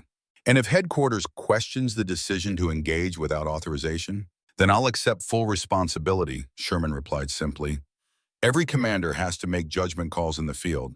This was mine. Wilson nodded, satisfied. For what it's worth, sir, I believe you made the right call. We couldn't have left these people to the Republican Guard. Agreed, Patrick added quietly. Some things transcend mission parameters. Sherman was about to respond when the radio operator called out from his position. Sir, long-range communications re-established. Battalion on priority channel. The moment of reckoning had arrived sooner than expected. Sherman moved to the radio, taking the handset and identifying himself. Eagle 6, this is Sabre 6, came the voice of the battalion commander. We lost contact with your element 6 hours ago. Report status and position immediately. Sherman provided a concise summary of their situation, including their current position in the village and the engagement with Republican Guard forces. He deliberately included his decision to deviate from the reconnaissance mission to protect civilians, offering no excuses or justifications, simply stating the facts as they had occurred. There was a long pause after he finished, the static on the line the only indication the connection remained active. Eagle 6, the battalion commander finally responded. Be advised that division has been trying to warn all forward elements about Republican Guard units using civilians as shields. Your actions are consistent with standing orders to prevent civilian casualties where possible. Sherman felt a weight lift from his shoulders. Understood, Sabre 6. Furthermore, the commander continued, intelligence indicates the forces you engaged were en route to reinforce the main Tawakalna defensive line at 73 Easting. Your engagement has significantly disrupted their defensive preparations. This was unexpected news. What Sherman had viewed as a necessary deviation from mission had actually contributed to the broader operational goals. Your new orders, the battalion commander concluded, are to secure your current position, provide humanitarian assistance to civilians as resources permit, and prepare to resume advance to phase line bullet at 0600 tomorrow. Weather forecast indicates the storm will clear completely by then. Acknowledged, Sabre 6. Eagle Troop will be ready. As he returned the handset to the radio operator, Sherman caught the relieved expressions on Wilson and Patrick's faces. They had made the right call, and higher command had validated their decision.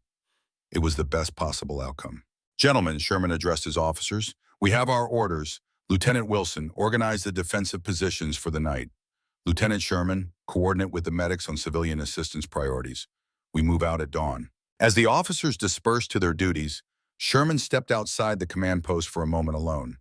The storm had diminished to occasional gusts now, stars becoming visible in patches of clearing sky.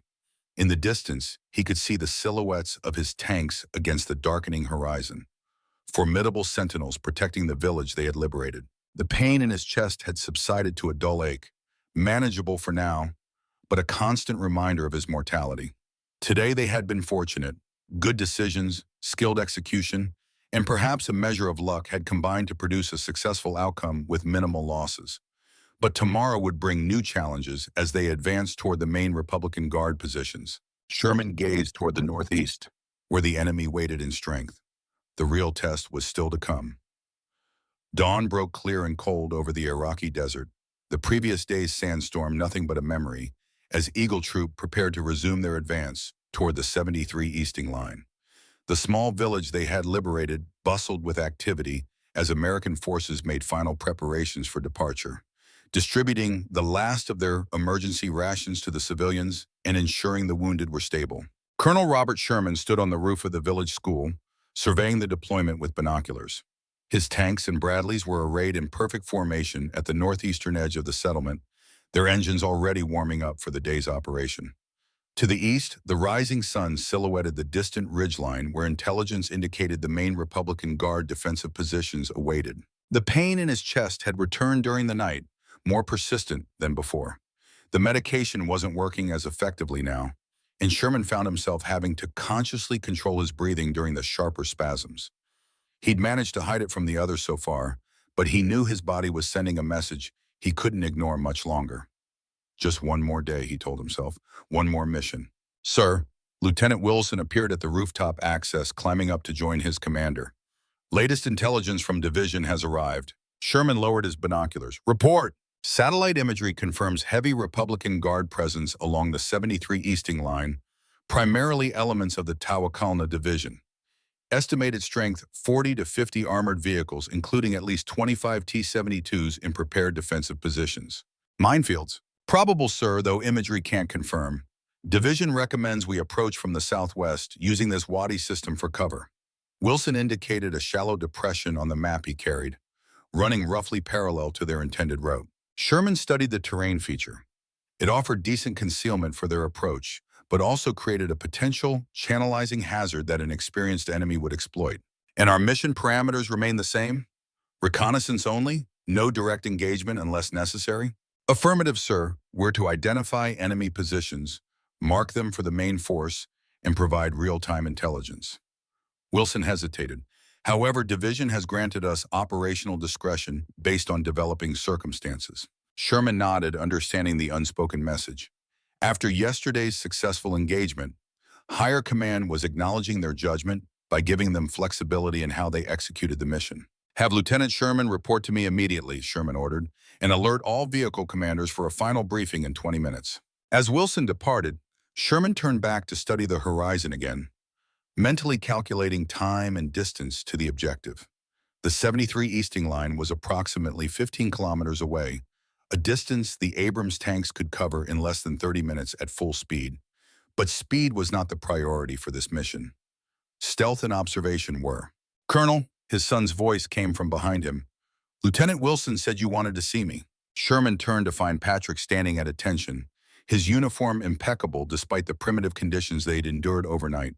There was something different about him today, a new confidence in his bearing, perhaps the result of his performance in yesterday's battle. "At ease, Lieutenant. I need your assessment of our thermal imaging capabilities after yesterday's engagement."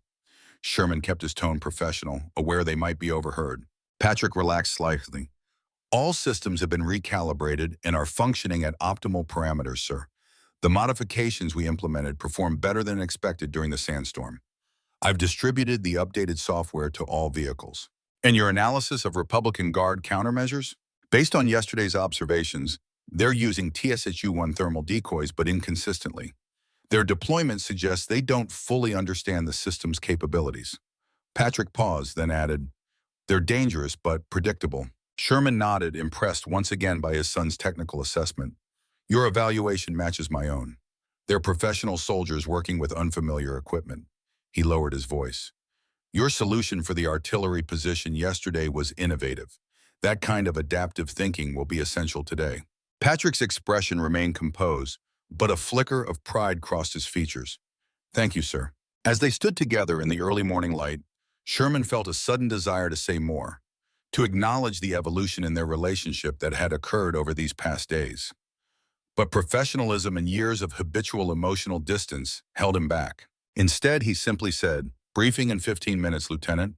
Have your crew ready." "Yes, sir." Patrick turned to go, then hesitated. "Dad," he said quietly, using the personal address for the first time since joining the unit, "are you feeling all right? You seem—" "I'm fine," Sherman interrupted, more sharply than he'd intended. Seeing the hurt flicker across his son's face, he moderated his tone. "Just focused on the mission. We'll talk after." Patrick nodded once, his expression closing off again. "Understood, sir." As his son descended from the rooftop, Sherman pressed a hand against his chest, feeling the irregular rhythm of his heart beneath his palm. He couldn't afford to be distracted by physical weakness now, not with the most challenging part of the mission still ahead. He took a pill from the rapidly depleting supply in his pocket, swallowing it dry, and followed Patrick down to prepare for the briefing. 20 minutes later, the officers and NCOs of Eagle Troop gathered around Sherman's command tank, maps spread across the turret as he outlined the day's operation. "Our objective is the 73 Easting Line, specifically these grid coordinates." He indicated a point on the map. "Intelligence indicates this area contains the command and control center for the Republican Guard's defensive line. We will advance using this wadi for concealment, establish observation positions here and here, and report enemy dispositions to division."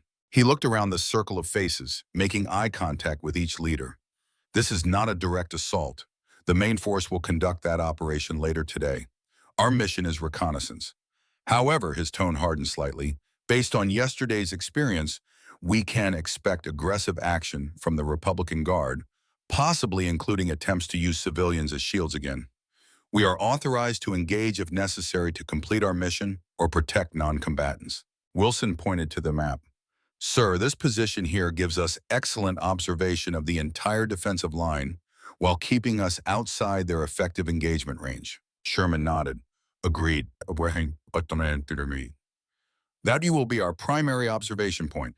Lieutenant Sherman, your section will establish a secondary position here, giving us overlapping fields of view and mutual support." Patrick studied the designated location. "Sir, that puts us approximately 1,700 meters from their forward positions. Well, within their engagement range if we're detected." "Correct," Sherman acknowledged, "which is why your enhanced thermal discrimination capabilities will be essential. We need to see them before they see us." The briefing continued for another 10 minutes, covering communications protocols, contingency plans, and retreat routes if they encountered superior forces. Throughout, Sherman maintained his commanding presence, giving no indication of the increasing discomfort in his chest or the occasional wave of dizziness that swept over him. As the officers dispersed to their vehicles, Sergeant Ramsey approached Sherman with the practiced eye of a veteran NCO who could sense when something was amiss with his commander. "Permission to speak freely, sir?" Sherman recognized the tone. "Granted, Bull. What's on your mind?" "You don't look right, Colonel." Ramsey's gruff voice held genuine concern. "Doc Thompson has a field medical kit. Maybe you should—" "I'm fine, Sergeant." Sherman cut him off firmly. "Just didn't sleep well. Let's focus on the mission." Minutes later, the column moved out, leaving the village behind as they advanced toward their objective. The 9 Abrams tanks formed the core, with the 12 Bradley fighting vehicles providing screening and security on the flanks. They moved at moderate speed, balancing the need for timely arrival with the desire to minimize their dust signature, which could be visible for miles in the clear desert air. Sherman commanded from the lead tank, constantly scanning the terrain ahead through his optics while maintaining radio contact with the entire formation. The desert stretched empty before them, the previous day's storm having wiped away any tracks or signs of movement. "Eagle 6, this is Eagle 2, Wilson's voice came through the command net. "Approaching Wadi entrance, point Alpha." Roger 2, Sherman acknowledged. Proceed according to plan. Eagles 3 through 6 maintain overwatch positions until two's element is established. The formation adjusted smoothly, Wilson's section of tanks disappearing into the shallow depression, while Sherman's section took up positions on high ground to observe their advance. Through his thermal sight, Sherman could track the heat signatures of the vehicles as they moved carefully along the wadi, their profiles mostly concealed from any observer to the east. Eagle 6, this is 2. We've reached Point Bravo without contact, proceeding to Charlie. Roger 2, we're moving now? Sherman ordered his own section forward, following Wilson's route through the wadi system. The terrain provided good concealment, but also limited their fields of view, creating a tension between security and situational awareness that every combat commander knew well. As they advanced, Patrick's tank maintained position approximately 50 meters to Sherman's right rear, perfectly placed to provide supporting fire if needed. Through the command net, Sherman could hear his son's calm voice as he directed his crew. The technical expertise that had initially seemed at odds with combat leadership now seamlessly integrated into effective command. They continued eastward for nearly an hour, the landscape gradually changing as they approached the 73 easting line. The terrain became more broken, with subtle rises and depressions that would be barely noticeable in normal landscapes, but provided critical tactical advantages in the flat desert environment. Eagle 6, this is Scout 4, came a transmission from one of the forward Bradleys. Visual on enemy positions, bearing 075, range 4,000 meters. Sherman immediately ordered a halt, directing all elements to take up observation positions while he studied the reported contact through his own optics.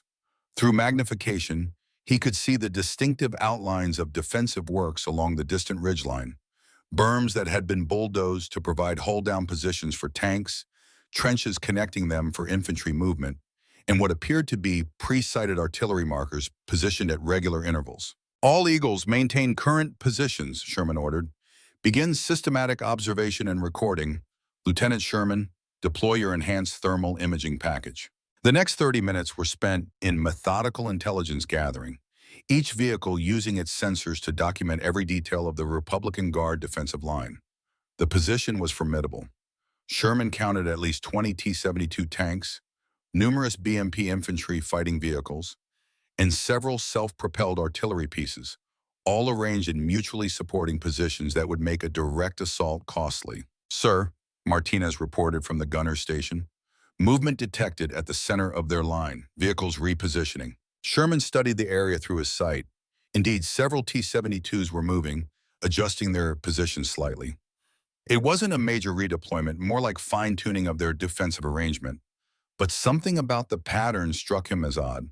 Eagle 3, are you seeing this movement? He asked Patrick. Affirmative 6, came the response. And there's something else. Thermal is showing heat signatures consistent with recently fired weapons on at least 3 of those tanks. They've been in combat within the last hour. This was unexpected information. There weren't supposed to be any other American units engaged with this defensive line yet. The main attack wasn't scheduled until later in the day. Eagle 6, this is Scout 2, another Bradley reported. Movement detected, bearing 090, range 3,000 meters. Multiple heat signatures, configuration unknown. Sherman swung his optics to the new bearing. At first, he saw nothing but empty desert, but then, using Patrick's enhanced thermal settings, he detected it. A group of heat signatures moving slowly westward, away from the Republican Guard positions. Classification, he demanded. Uncertain, sir, came the response. Not standard vehicle signatures, smaller, irregular grouping. A chill ran down Sherman's spine. He had seen this pattern before just yesterday. All Eagles, possible civilian group detected moving west from enemy positions. Maintain observation. Do not engage. As they continued to watch, the group drew closer, and Sherman's suspicion was confirmed. It was another collection of civilians, moving with the unmistakable gait of people under duress, their formation too regular to be spontaneous flight. They're using civilian shields again, Wilson's voice came through, tight with anger, pushing them ahead of a combat element. Sherman studied the developing situation carefully. Behind the civilian group, barely visible at this distance, he could now make out the profiles of armored vehicles, T-72s and BMPs, using the human shield as cover for their advance. All Eagles, be advised. Enemy armor using civilian shields approaching from the east. Estimated strength, company size element. 8 to 10 armored vehicles. Sherman's mind raced through the tactical options. Hold positions. Do not engage unless directly threatened. For several tense minutes, they observed the approaching formation. The Republican Guard commander was using the civilians as a screen for what appeared to be a reconnaissance in force, probing toward the Wadi system where they correctly suspected American forces might be concealed. Sherman faced a difficult decision. Their mission was reconnaissance, not engagement. The prudent course would be to withdraw deeper into the Wadi system, avoiding contact while maintaining observation of the main defensive line. But that would leave the civilians at the mercy of forces that had already demonstrated their willingness to execute non-combatants. Eagle 6 to all elements, Sherman transmitted. After a moment of consideration, we will hold current positions and continue observation. If the enemy force approaches within 2,000 meters, we will execute Maneuver Delta. Maneuver Delta, which they had practiced during training, involved a carefully choreographed repositioning that would place their force on the enemy's flank, threatening them without directly engaging the area where civilians were present. It was a risky maneuver, potentially exposing them to fire from the main defensive line, but it offered the best chance of deterring the advancing enemy without harming the civilian shields. Eagle 6, this is 3, Patrick's voice came through, uncharacteristically urgent. Sir, thermal analysis of the civilian group shows anomalous heat signatures interspersed among them, consistent with personnel wearing body armor beneath civilian clothing. Sherman processed this new information quickly. Explain. At least 1/3 of the supposed civilians are showing thermal patterns indicating military equipment concealed under outer garments. I believe they're Republican Guard soldiers disguised as civilians, sir. This changed everything. What had appeared to be a cynical use of human shields was actually an elaborate deception, a Trojan horse tactic designed to get Republican Guard infantry within close range of American positions. Can you identify real civilians from disguised soldiers? Sherman asked. With approximately 70% certainty at current range, Patrick replied. The distinction will improve as they get closer. Sherman weighed the tactical problem. Allowing the enemy to approach using this deception would put his force at serious risk, but engaging at long range might still endanger genuine civilians mixed among the disguised soldiers. New plan, Sherman decided. We hold until they approach to 1,500 meters. At that point, Lieutenant Sherman's section will engage the identified combatants with precision fire. Lieutenant Wilson's section will simultaneously execute a flanking maneuver to cut off their supporting armor. Bradley's provide suppressing fire to fix the enemy in place. The orders were acknowledged and the trap was set. Sherman watched through his sight as the mixed group of civilians and disguised soldiers continued their approach, apparently unaware that their deception had been detected. Behind them, the T-72s and BMPs maintained their distance, ready to provide fire support once the Americans were engaged with the forward element. Range to target, 2,000 meters, Martinez reported, tension evident in his voice. Stand by, Sherman ordered. All units prepare to execute on my command. The range continued to decrease. 1,800 meters, 1,600. The disguised soldiers were now clearly distinguishable through Patrick's enhanced thermal imaging, their concealed weapons and body armor creating distinctive heat signatures different from the genuine civilians among them. Range 1,500 meters, Martinez announced. Execute, Sherman commanded. Patrick's section opened fire first, their 120mm guns targeting the identified combatants with precision. The high-explosive rounds detonated among the disguised soldiers with devastating effect, while carefully avoiding the areas where actual civilians were clustered. Simultaneously, Wilson's section burst from concealed positions on the right flank, catching the supporting T-72s by surprise. The American tanks fired on the move, their stabilized gun systems allowing accurate fire even at full speed. 2 Iraqi tanks erupted in flames immediately, their turrets blown completely off by catastrophic ammunition detonations. The Bradleys added their firepower to the engagement, their 25mm chain guns sweeping the area between the now scattered infiltration force and their supporting armor, preventing any coordinated response. Sherman directed the battle from his command position, constantly adjusting the fire plan to protect the genuine civilians while engaging the enemy forces. Patrick's thermal discrimination proved invaluable, allowing unprecedented precision in an otherwise chaotic battlefield. Eagle 6, this is 3, Patrick reported. Civilians breaking away from the engagement area, moving northwest, requesting Bradley escort to secure them. Granted, Sherman approved immediately. Eagles 11 and 12, break contact and secure civilians. Two Bradleys peeled away from the main force, moving to intercept the fleeing non-combatants and guide them to safety behind American lines. Meanwhile, the battle against the Republican Guard forces intensified. The Iraqi commander, his deception exposed and initial plan disrupted, attempted to salvage the situation by bringing his remaining armor forward at full speed, hoping to overwhelm the American position through sheer momentum. It was a desperate gambit, and it failed spectacularly. The M1A1 Abrams tanks, with their superior fire control systems, engaged the charging T-72s at ranges that allowed the American gunners to hit with their first shots, while the Iraqi rounds fell short or went wide.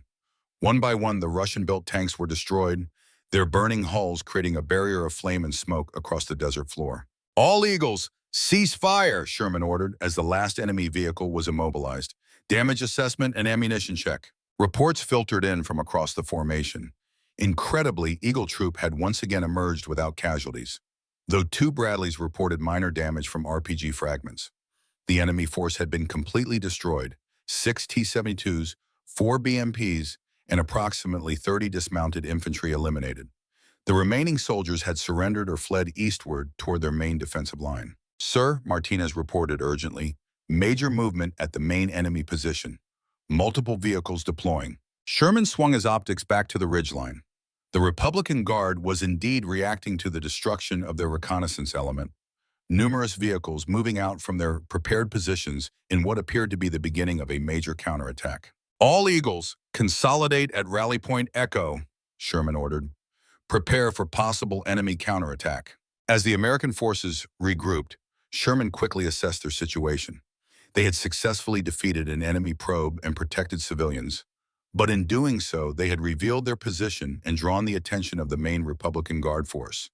Their reconnaissance mission was now compromised, and they faced a potential engagement against a numerically superior enemy. Sherman switched to the battalion frequency. "Sabre 6, this is Eagle 6. We have engaged and destroyed enemy reconnaissance element using civilian disguise tactics. Be advised, main enemy force now deploying from prepared positions. Possible counterattack developing. Request instructions." There was a moment of silence. Then the battalion commander's voice came through. "Eagle 6, withdraw to phase line Delta. Main attack has been accelerated based on your intelligence. Air assets inbound, ETA 8 minutes. Get your people clear of the target area." "Acknowledge Sabre 6, withdrawing now." Sherman relayed the orders to his unit, directing them to fall back to a position approximately 4 kilometers west of their current location, far enough to be clear of the coming airstrike, but close enough to maintain observation of its effects. As the American vehicles began their withdrawal, the pain in Sherman's chest suddenly intensified, a crushing pressure that momentarily took his breath away. He gripped the edge of the commander's cupola, fighting to maintain consciousness as black spots danced at the edges of his vision. "Colonel, sir?" Ramsey's concerned voice came from the driver's position. "Are you all right?" "I'm fine," Sherman managed, though his voice sounded distant even to his own ears. "Just keep driving." But he wasn't fine, and some part of him knew that this was more than just stress or fatigue. The symptoms he'd been ignoring were becoming impossible to dismiss. Still, the mission came first. He forced himself to focus, controlling his breathing and fighting through the pain as they continued their withdrawal. The column moved swiftly across the desert, putting distance between themselves and the advancing Republican Guard elements. Behind them, they could see the dust clouds raised by the Iraqi armor as it deployed from its defensive positions, apparently intent on pursuing the American force that had destroyed their reconnaissance element. "Eagle 6, this is Eagle 3, Patrick's voice came through the command net. "Be advised, enemy main body continuing to advance. Estimate battalion strength, at least 30 armored vehicles." Sherman acknowledged the report, then switched to the battalion frequency again. "Sabre 6, this is Eagle 6. Enemy main body has left prepared positions, advancing west in pursuit. Estimate battalion strength." "Roger, Eagle 6, came the response. "Airstrike has been redirected to target advancing enemy formation. Continue withdrawal to phase line Delta."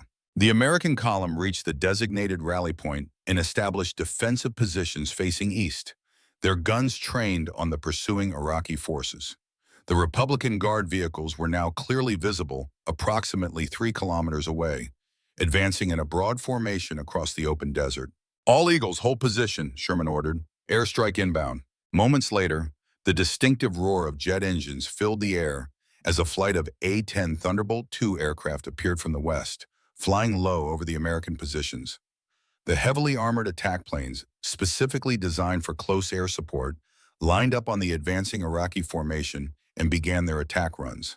The devastation was immediate and spectacular. The A-10's 30mm cannon ripped through the lightly armored tops of the T-72 tanks, while Maverick missiles targeted command vehicles and air defense assets. The Republican Guard formation, caught in the open without cover, suffered catastrophic losses in the first pass alone. "All Eagles, maintain observation and report battle damage assessment," Sherman instructed, watching through his binoculars as the airstrike continued. The A-10s made multiple passes, systematically destroying the Iraqi vehicles until the desert was littered with burning hulks. Those Republican Guard elements that survived turned back toward their defensive line, all offensive momentum lost. As the last A-10 completed its attack run and banked away, Sherman felt a wave of satisfaction. Eagle Troop had not only accomplished its reconnaissance mission, but had drawn a significant portion of the Republican Guard out of their prepared positions, making them vulnerable to air power. It was a textbook example of how a small force could shape the battlefield for a larger operation. But the satisfaction was short-lived. As he began to issue orders for their next move, the pain in his chest suddenly exploded into blinding agony. This time there was no fighting through it. Sherman slumped against the turret, his vision tunneling as he gasped for breath. "Colonel!" Ramsey's voice seemed to come from very far away. "Doc! Get Doc Thompson up here now!" Sherman was vaguely aware of hands lowering him into the tank, of voices shouting for a medic, of Patrick's face appearing above him, white with shock and fear. Then darkness claimed him, and he knew nothing more. Chapter 8, Between Life and Death. Sherman floated in darkness, disconnected from time and space. Occasionally, fragments of sensation would penetrate the void. The rumble of engines, the jolt of movement, voices arguing urgently above him. Then darkness again.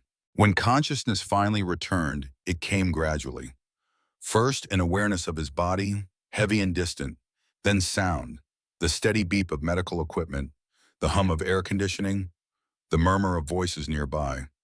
Finally light as he forced his eyelids open against what felt like tremendous weight.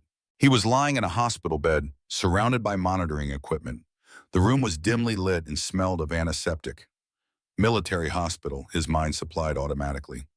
Through a nearby window, he could see it was night, stars visible in a clear desert sky.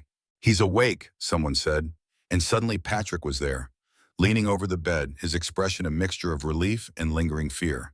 "Dad," he said softly, reaching for Sherman's hand. "Can you hear me?" Sherman tried to speak, found his throat too dry, and nodded instead. Patrick quickly brought a cup of water with a straw, holding it so Sherman could take small sips. "Where?" Sherman managed after moistening his throat. "Field hospital at the forward operating base," Patrick explained. "You had a heart attack. They airlift evacuated you from the battlefield." Sherman's mind struggled to process this information, to connect it with his last clear memories. "The mission?" "Completed successfully," Patrick assured him. After the airstrike, what was left of the Republican Guard retreated to their defensive line. The main force engaged them 2 hours later and broke through with minimal casualties. He paused. "Eagle Troop is being credited with a major role in the victory. Your tactics drew them out of their positions and made them vulnerable." Sherman nodded slightly, relieved. Then another more pressing concern surfaced. "The men?"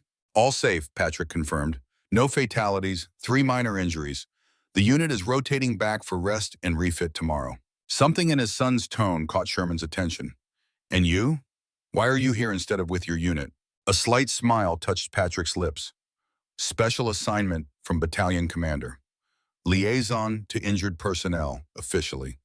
The smile faded. "Unofficially, I think he understood I needed to be here." Sherman felt a surge of emotion he couldn't quite name. Gratitude, perhaps, or pride, or simply the profound relief that his son was safe. He tightened his grip on Patrick's hand. "The doctors?" he asked, dreading the answer but needing to know. "How bad?" Patrick's expression grew serious. "Moderate heart attack. You had some damage, but they say you were lucky. It could have been much worse if you hadn't received immediate treatment." He hesitated. "They also said you must have been experiencing symptoms for some time, that you knew something was wrong." There was a question in those words, perhaps even an accusation. Sherman met his son's gaze directly. I did, he admitted. Started about 3 months ago. Doctor at base diagnosed stress, prescribed medication. But you suspected it was more serious, Patrick pressed. And you said nothing, did nothing. The mission came first, Sherman replied simply. Those men needed experienced leadership. They needed a commander who wouldn't collapse in the middle of combat, Patrick countered, anger beginning to edge his voice. Do you have any idea what it was like, watching you go down, not knowing if you were dead or alive? Having to take command while wondering if my father was dying? Sherman hadn't considered that perspective, the additional burden his collapse had placed on his son. The painful irony wasn't lost on him. In trying to protect Patrick by hiding his condition, he'd ultimately made things worse. You took command? He asked quietly. Patrick nodded, some of the anger fading. Someone had to. Wilson was coordinating with the air support, and the men needed direction. A flicker of pride crossed his face. The training worked. Everyone knew their jobs. And you knew yours, Sherman added, feeling a surge of pride despite the circumstances. Technical officer or not, you stepped up when it mattered. I had a good example, Patrick said simply. And in those 5 words, Sherman heard the resolution of years of tension between them. The acknowledgement that despite their different paths, they shared the same fundamental values.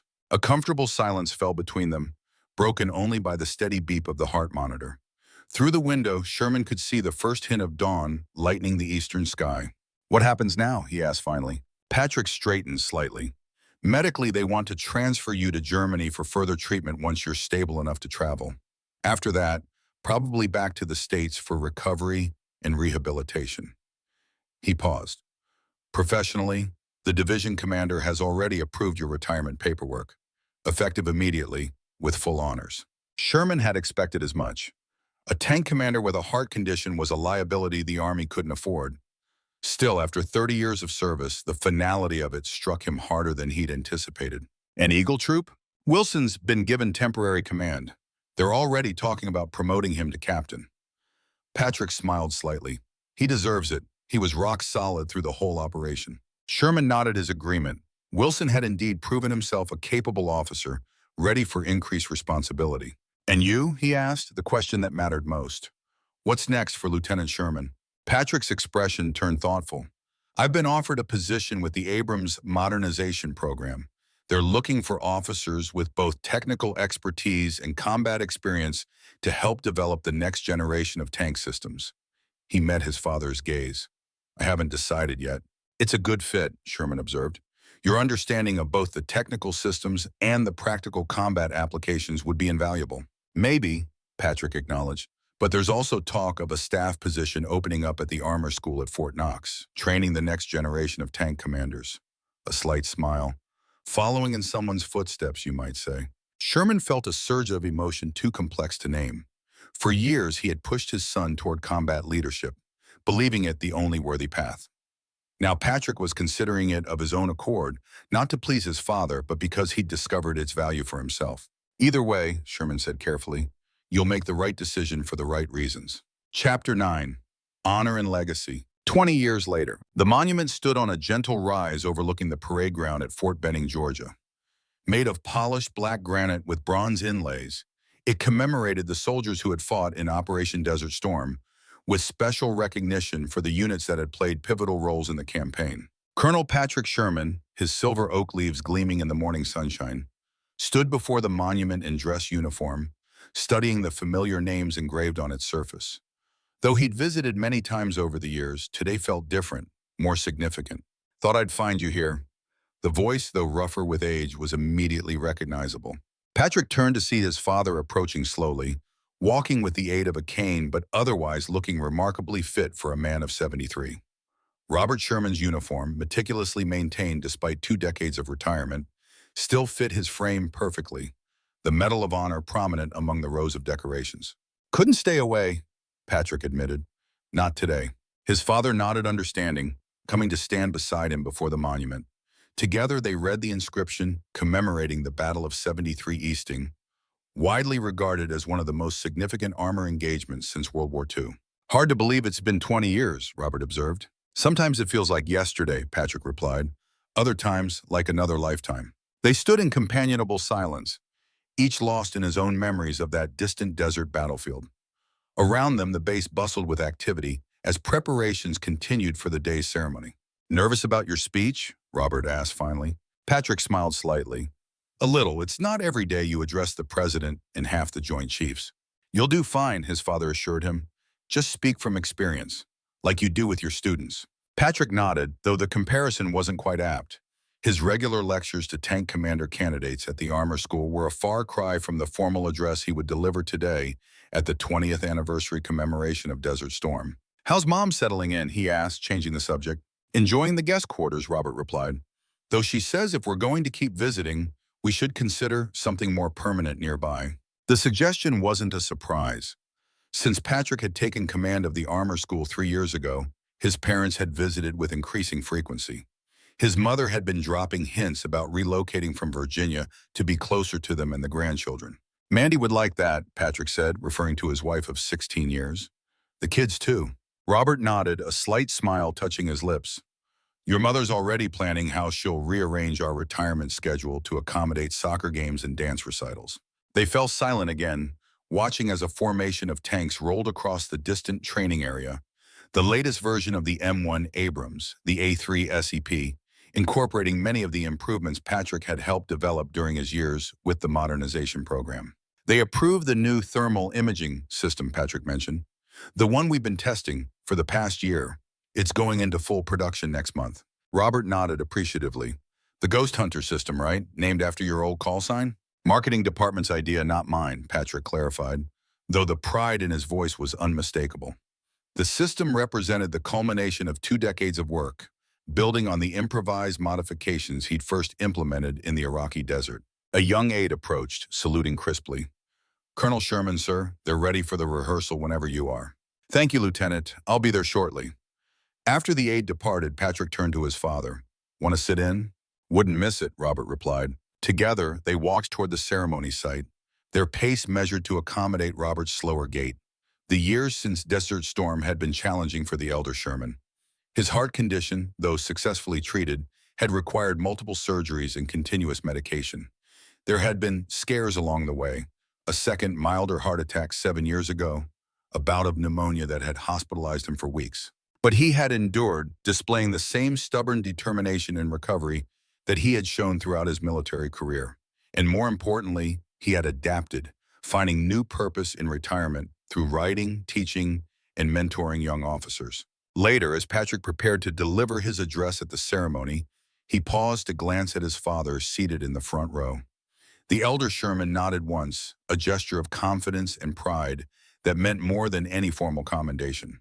Patrick began with the prepared remarks he had rehearsed, outlining the tactical significance of Desert Storm and its influence on modern warfare. But then, following his father's advice, he set aside his notes and spoke directly from experience. 20 years ago, I was a young lieutenant, technically proficient, but untested in combat," he told the hushed audience. "I thought I understood warfare from books and training, but I soon learned that the reality is both simpler and infinitely more complex." Patrick glanced at his father, drawing strength from the old soldier's steady gaze. "What I discovered in the desert was that beneath all the technology and tactics, warfare remains fundamentally human. It's about courage and fear, about decisions made under impossible pressure, about the bonds formed when people face mortality together." He spoke of Eagle Troop's mission, of the village they had liberated, of the civilian lives they had saved through technical innovation and tactical flexibility. He acknowledged the leadership of now General Wilson and the bravery of all who had served alongside him. And finally, he spoke of his father. "I was fortunate to serve under a commander who understood that leadership isn't about giving orders, but about creating conditions where others can succeed. Who taught me that the measure of a leader isn't the medals on their chest, but the lives they protect. Who showed by example that true courage often means putting duty above self, even at great personal cost." Patrick met Robert's gaze directly across the distance. "The lessons of Desert Storm, of 73 Easting, aren't just about how to win battles. They're about why we fight them in the first place. To protect the innocent, to stand against tyranny, to create space for peace to flourish. As we face the challenges of a new century, these principles remain our truest guide and our strongest armor." As the ceremony concluded, Robert approached his son, pride evident in his weathered features. Without words, he handed Patrick a small wooden box. Inside, nestled in velvet, lay his Medal of Honor. "Dad," Patrick began, stunned by the gesture, "I can't accept this. It's yours. You earned it." Robert shook his head slightly. "I was just its custodian," he said, echoing words he had thought but never spoken that night in the desert 20 years ago. "It belongs to all who serve with courage and honor." He pushed the box gently toward his son. "Now it's your turn to keep it safe for the next generation." Patrick understood then that this was not just about the medal itself, but about what it represented. The continuity of service, sacrifice, and leadership that had defined both their lives. With profound respect, he closed the box and placed it carefully in his pocket. "Thank you," he said simply, knowing his father would understand all that remained unspoken. As they walked together toward the waiting car, Patrick reflected on the strange symmetry of their lives, how his father's final combat command had coincided with his first, how their initially divergent paths had ultimately converged on a shared understanding of what truly mattered in both warfare and life. The desert battle that had tested them both had faded into history now, preserved in monuments and memories. But its lessons about courage, about adaptability, about the human dimension of warfare remained as relevant as ever. And in the next generation, in young Robert Jr. with his dreams of West Point, in Elizabeth with her determination to forge her own path, that legacy would continue.